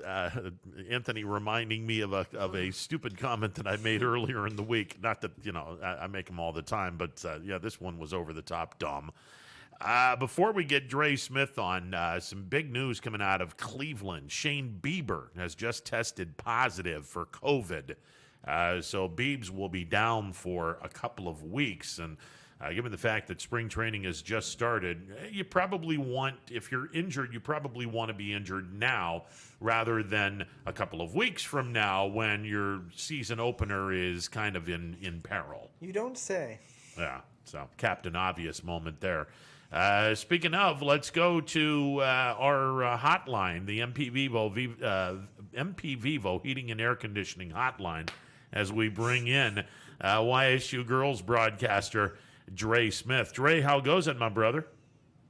Doing good, guys. It's good to be with you. It's a busy week. We have a lot of sports going here at Youngstown State. It's one of the busiest times we can remember. So, but it's good. Happy to see all of our athletes back competing, and excited for the women's basketball games this weekend as we close out the regular season. Okay, so not only are you going to be calling the games on Friday and Saturday between Youngstown State and Cleveland State, you also are in charge of game notes for the baseball team. You're also involved in the football team, which, oh, by the way, begins their season on Sunday.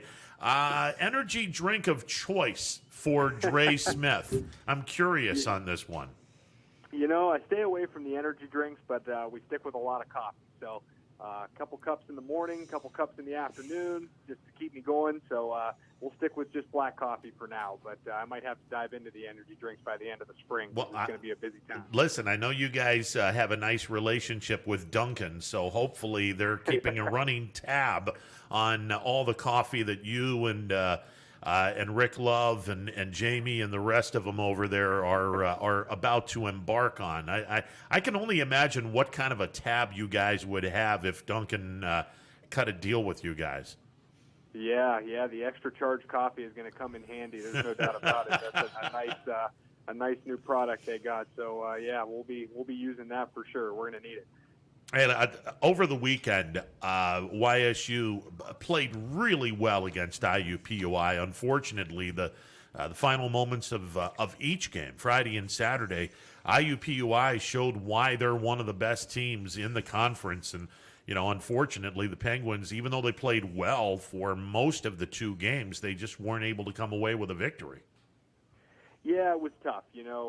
Really went toe-to-toe with one of the best teams in the league. I mean, when you look at IUPUI, they're the defending Horizon League regular season and tournament champions in the league standings. They're right now 11-3, and all three of their losses came when their starting point guard was out. So, they could really be undefeated right now. So IUPUI is a really good basketball team, one of the best mid-major women's programs in the country, not just in the Horizon League, but around the country. So I thought the Penguins acquitted themselves well, went toe-to-toe with them, jumped out early in game one, had a big lead, and IUPUI kind of crept back in it and was able to take advantage late. And then in game number two, the Penguins were up by 11 in the third quarter and just kind of let it slip away. And, I think that's the mark of a team that's trying to get where IUPUI is. You saw an experienced veteran group in IUPUI that really was able to finish the games where, we kind of let it slip away. But I thought that there's a lot to take away, a lot of positives to take from those games. You went toe-to-toe with one of the best teams in the league, and really, the Penguins didn't get a lot of calls. I mean, you hate to put some things on officiating, and not really, not saying the officials were making the wrong calls, but the foul disparity was really remarkable. They outshot us at the free throw line by a remarkable number in both games. IUPUI wasn't called for a foul in the second half of the first game until about 3 minutes to go. So we really were behind the eight ball in that area and didn't get a lot of help getting to the free throw line, and that didn't help us. But really, like I said, went toe-to-toe with one of the best teams in the league, and I think Coach is pretty impressed with the way his team battled and really went toe-to-toe. So now it's all about coming home and getting a couple victories against Cleveland State, who's a good team. They've won 6 in a row and playing well. So, I think the team, even though it was 2 losses, I think they're coming out of those games with a lot of confidence, knowing they can play with anybody in the league. I'm sure you got a chance to talk to Coach after the weekend. What was his sentiments? What did he take away from the weekend? And what things do you think he can change to try to finish a little bit better against good teams? I think really it comes down to a couple areas. He mentioned turnovers. In the game against IUPUI, we had a couple of crucial turnovers at crucial moments that really hurt us late in the game. And that's something we struggle with all year long, and that's something we're going to have to do better. I think we're 11th out of 12 teams in the league in turnover margin. So that was a big one. And then also, rebounding the basketball. IUPUI got a couple of really key offensive rebounds in key spots that helped them win those games. So, we got to do a better job keeping the teams, off the glass. In the league right now, there's so many good offensive teams, and it's hard enough to stop them when you give them one chance, let alone 2 and 3 on the offensive glass. So, we got to do a better job rebounding the basketball and then just finishing down the stretch, understanding time and score and understanding game situations. And, some of that is there's some young players playing. You have some veterans out there, but there's also some young players like Malia Magestro and Neka Obiizer and some sophomores, Maddie Shires and Maddie Albaugh, a lot of young players who are seeing a lot of these minutes. So it's just a learning experience. But I think definitely turnovers and rebounding are 2 big areas. And that's going to be big this weekend. Going against Cleveland State, they lead the league in steals with like 10 per game.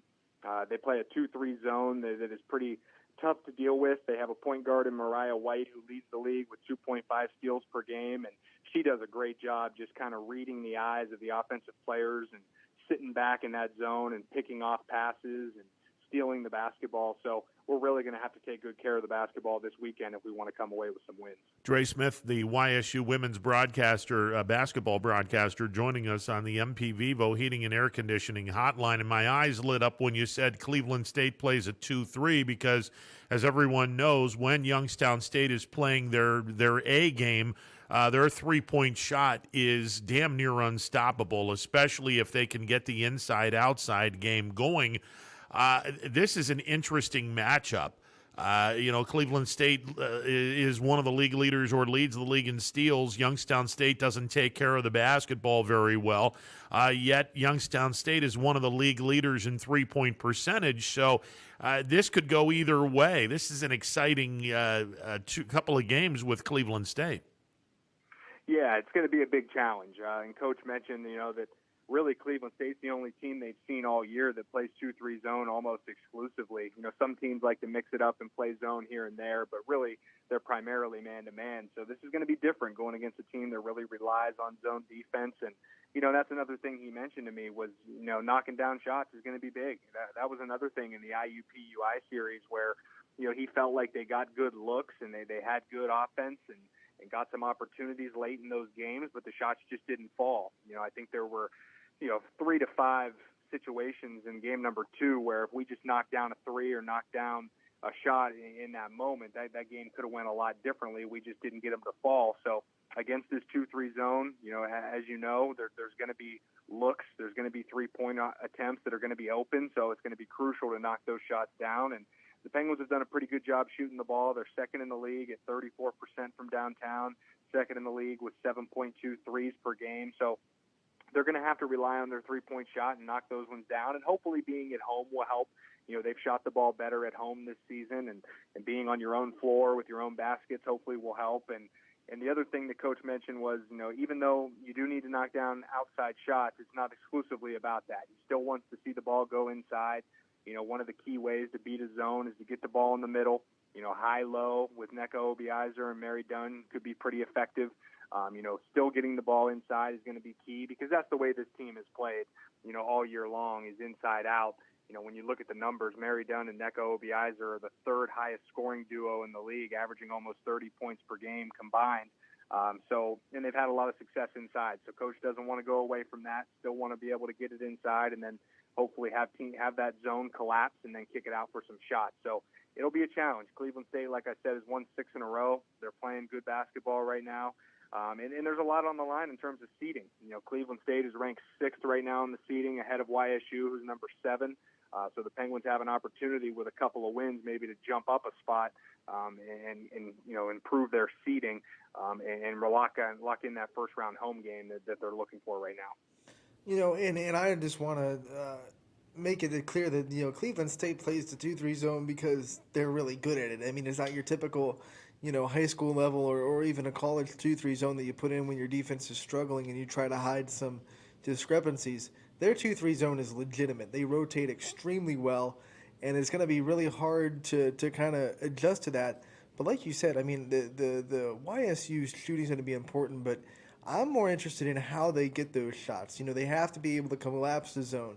They have to be able to get offensive rebounds, which is going to be a little bit easier against the zone, and then the kickouts where we get wide open threes. Do you think that's going to be a point of emphasis of not just we're shooting 3 wells, but we have to know how to get those open looks against the zone? Oh, absolutely. Yeah, I think that, like you said, hopefully rebounding the basketball will be a little bit easier in that zone. Traditionally it's a little bit easier to find offensive rebounds and get second chance opportunities. So I think it's going to be a message, to Neko Obiizer and Mary Dunn to crash the boards and try and take advantage. Cleveland State's not really a big team. Their starting 4 is kind of undersized. They don't have a lot of size inside. So hopefully Mary Dunn and Neko Obiizer will have some opportunities in there against some smaller players. So I think that's paramount, and it's going to be key also just to value every possession. I mean, Cleveland State does a great job of knocking the basketball away. Mariah White, as I mentioned, leads the league in steals, and she's really good at knocking the ball away. She had, I think, 7 steals in the tournament game last year that we played against them, and they beat us up pretty bad in that game. That was the first round of the league tournament last year, which was the last game of the season before COVID hit, and they beat us 84-48 in that game. I mean, it was an embarrassment. Cleveland State really took it to us, and I know that the players on the team that were a part of that took it personally. I know Coach took it personally and really wants to find a little bit of revenge this weekend. So it's a big series, and I think anytime you go up against Cleveland State, there's an extra added motivation being that it's a local regional rivalry. These two programs recruit a lot of the same kids. They go in each other's paths a lot, and we've played Cleveland State more in our history than any other team. Now, there's a lot of history between these two teams, so I think there's always a little extra juice when you go up against the Vikings. So a big weekend and a big opportunity here for YSU to hopefully build some momentum as well going into tournament play. Dre, before we let you go, and we're speaking with Dre Smith, he is the women's play-by-play broadcaster for women's basketball at Youngstown State University. Obviously, a lot on the line in terms of which team's going to get the 6th seed, which team's going to get the 7th seed. The recruiting, we've talked about that. Both programs recruit the same caliber of kids from the same area, and this series could very well go into who's going to be recruiting better, depending on which team is able to win this series. I'm more concerned after this 2-game series is done. My goodness, is this conference tournament going to be crazy, because you've got some, really good basketball in the Horizon League, both men's and women's this year. IUPUI, we saw Wright State early in the season, and I think Wright State is one of those teams that is more than capable of getting on a roll and winning the conference tournament. There's more than a handful of teams that are good enough, including Youngstown State. If they get hot, they can win the conference tournament. It's obviously you got to play the 2 games against Cleveland State, but man, after this weekend, it's going to be a lot of fun to watch this conference tournament. Oh, you're so right, and it's going to be really exciting. And I don't know if I can remember, in my 5-6 years being around the women's program, I don't know if I can remember a deeper field of teams going into the tournament. You mentioned Wright State; they're the 1 seed right now. They're 15-3. They've won 6 in a row. They really have kind of pulled themselves away, I think, is the class of the league right now. They have Angel Baker, who's one of the best players in the league. You have IUPUI, who's 11-3, and what's crazy is they're the defending league champions. They're 11-3, and they're the number 5 seed. They have Milwaukee, Green Bay, and Oakland ahead of them. Milwaukee obviously started 12-0 this year. They've scuffled as of late, losing 5 of their last 6, but they've had a great year. Green Bay is playing really well as always. They've won 4 in a row. Oakland is playing good basketball. Cleveland State and Youngstown State will battle out this weekend, and both of those teams have shown that they can play with anybody in the league. Northern Kentucky, who also started 6-0 in league play, they're the number 8 seed. And then you got Robert Morris as the 9 seed, and they're a competitive basketball team, even though they've struggled this year. So I think 1 through 9, you're going to have a really competitive tournament that anybody could win. Obviously, Purdue, Fort Wayne, and UIC, the 10 and 11 seeds, sort of are at the bottom, and the other teams have separated from them just in terms of record and performance. But, no, this is going to be a wide-open tournament, and I think that's the thing that YSU took out of last week against IUPUI was, listen, on a neutral floor in a tournament setting, this could be a Youngstown State team that can play with anybody. We saw even in our first couple games after coming off quarantine and not having our game legs and not playing any games, we still took Wright State to the brink, especially in game number 1.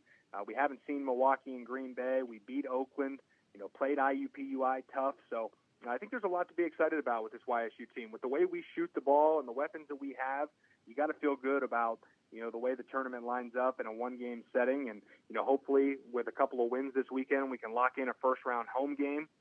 That'll be great to play on your home floor in the first round. And then if you advance to the quarterfinals, you'll be on the road probably in a tough situation, but that's what you play for. So, no, it's a wide-open tournament. This is one of the deepest tournaments I think we've seen in a while, and it's going to be a lot of fun. I'm looking forward to it as it starts next Thursday. So hopefully we'll be at Beagley Center for a first-round tournament game for the women, and I know the men are looking to get in the top 4 as well. So it's an exciting time for all Youngstown State basketball fans. Hey, Dre, thanks a lot for coming in a little late, and we will do it again next week, brother. I apologize for being late, and appreciate it, and can't wait to talk to you guys again next week. Thanks for having me. You got it. Dre Smith, the voice of the YSU women's basketball program. Before we get out of here, Mandy Bell, friend of the show. We got to get Mandy on at some point during Indian spring training. Oliver Perez. Mandy Monday, right? Yeah, Mondays with Mandy. Oliver Perez, he of the AARP left arm. He has signed a minor league deal with an invite to the big league spring training for the Indians. He was part of the Indians bullpen last year. Interesting. The arm that never dies. The arm that never dies, exactly. Yeah, exactly. Kind of like the banter between us that never dies. Eurostep's not a travel road. Oh, stop that. You stop that right now. Power Hour is coming up next. We'll have this discussion when we're old and, well, I'm old. You're not old yet, so. You're going to be in that guest chair. Eurosteps and travel, Anthony. Dang it, this Eurostep. When I was a boy, we didn't do the Eurostep. Get that Euro trash out of America. Get that out of here. It's not American ball. And then you're just European on my boot. All right, on that interesting note, we will turn it over to DJ and the fellas. They got Power Hour. Just the fellas, because DJ's on a road trip to Alabama. Well, not a road trip. He's flying. Oh, this is true. He's flying to Troy, Alabama. Quinn is taking the helm today for Power Hour. All right. Well, Quinn is going to do this. Guest host. There you go. I'll be back tomorrow. Anthony's not. He's a slacker. I'll be back tomorrow, same bat time, same bat channel. Hopefully with more gear on. Who knows? Maybe someone heard our bat signal call and is going to give me some stuff. Heard our plea. No, you're not going anywhere tonight. No, I'm not going anywhere tonight. So heard our plea. I'm not going to get any gear right. tonight. I'll have to rock my Letonia gear, which is not a bad thing. I love my Letonia gear. We're out of here. I'll do it again tomorrow, noon.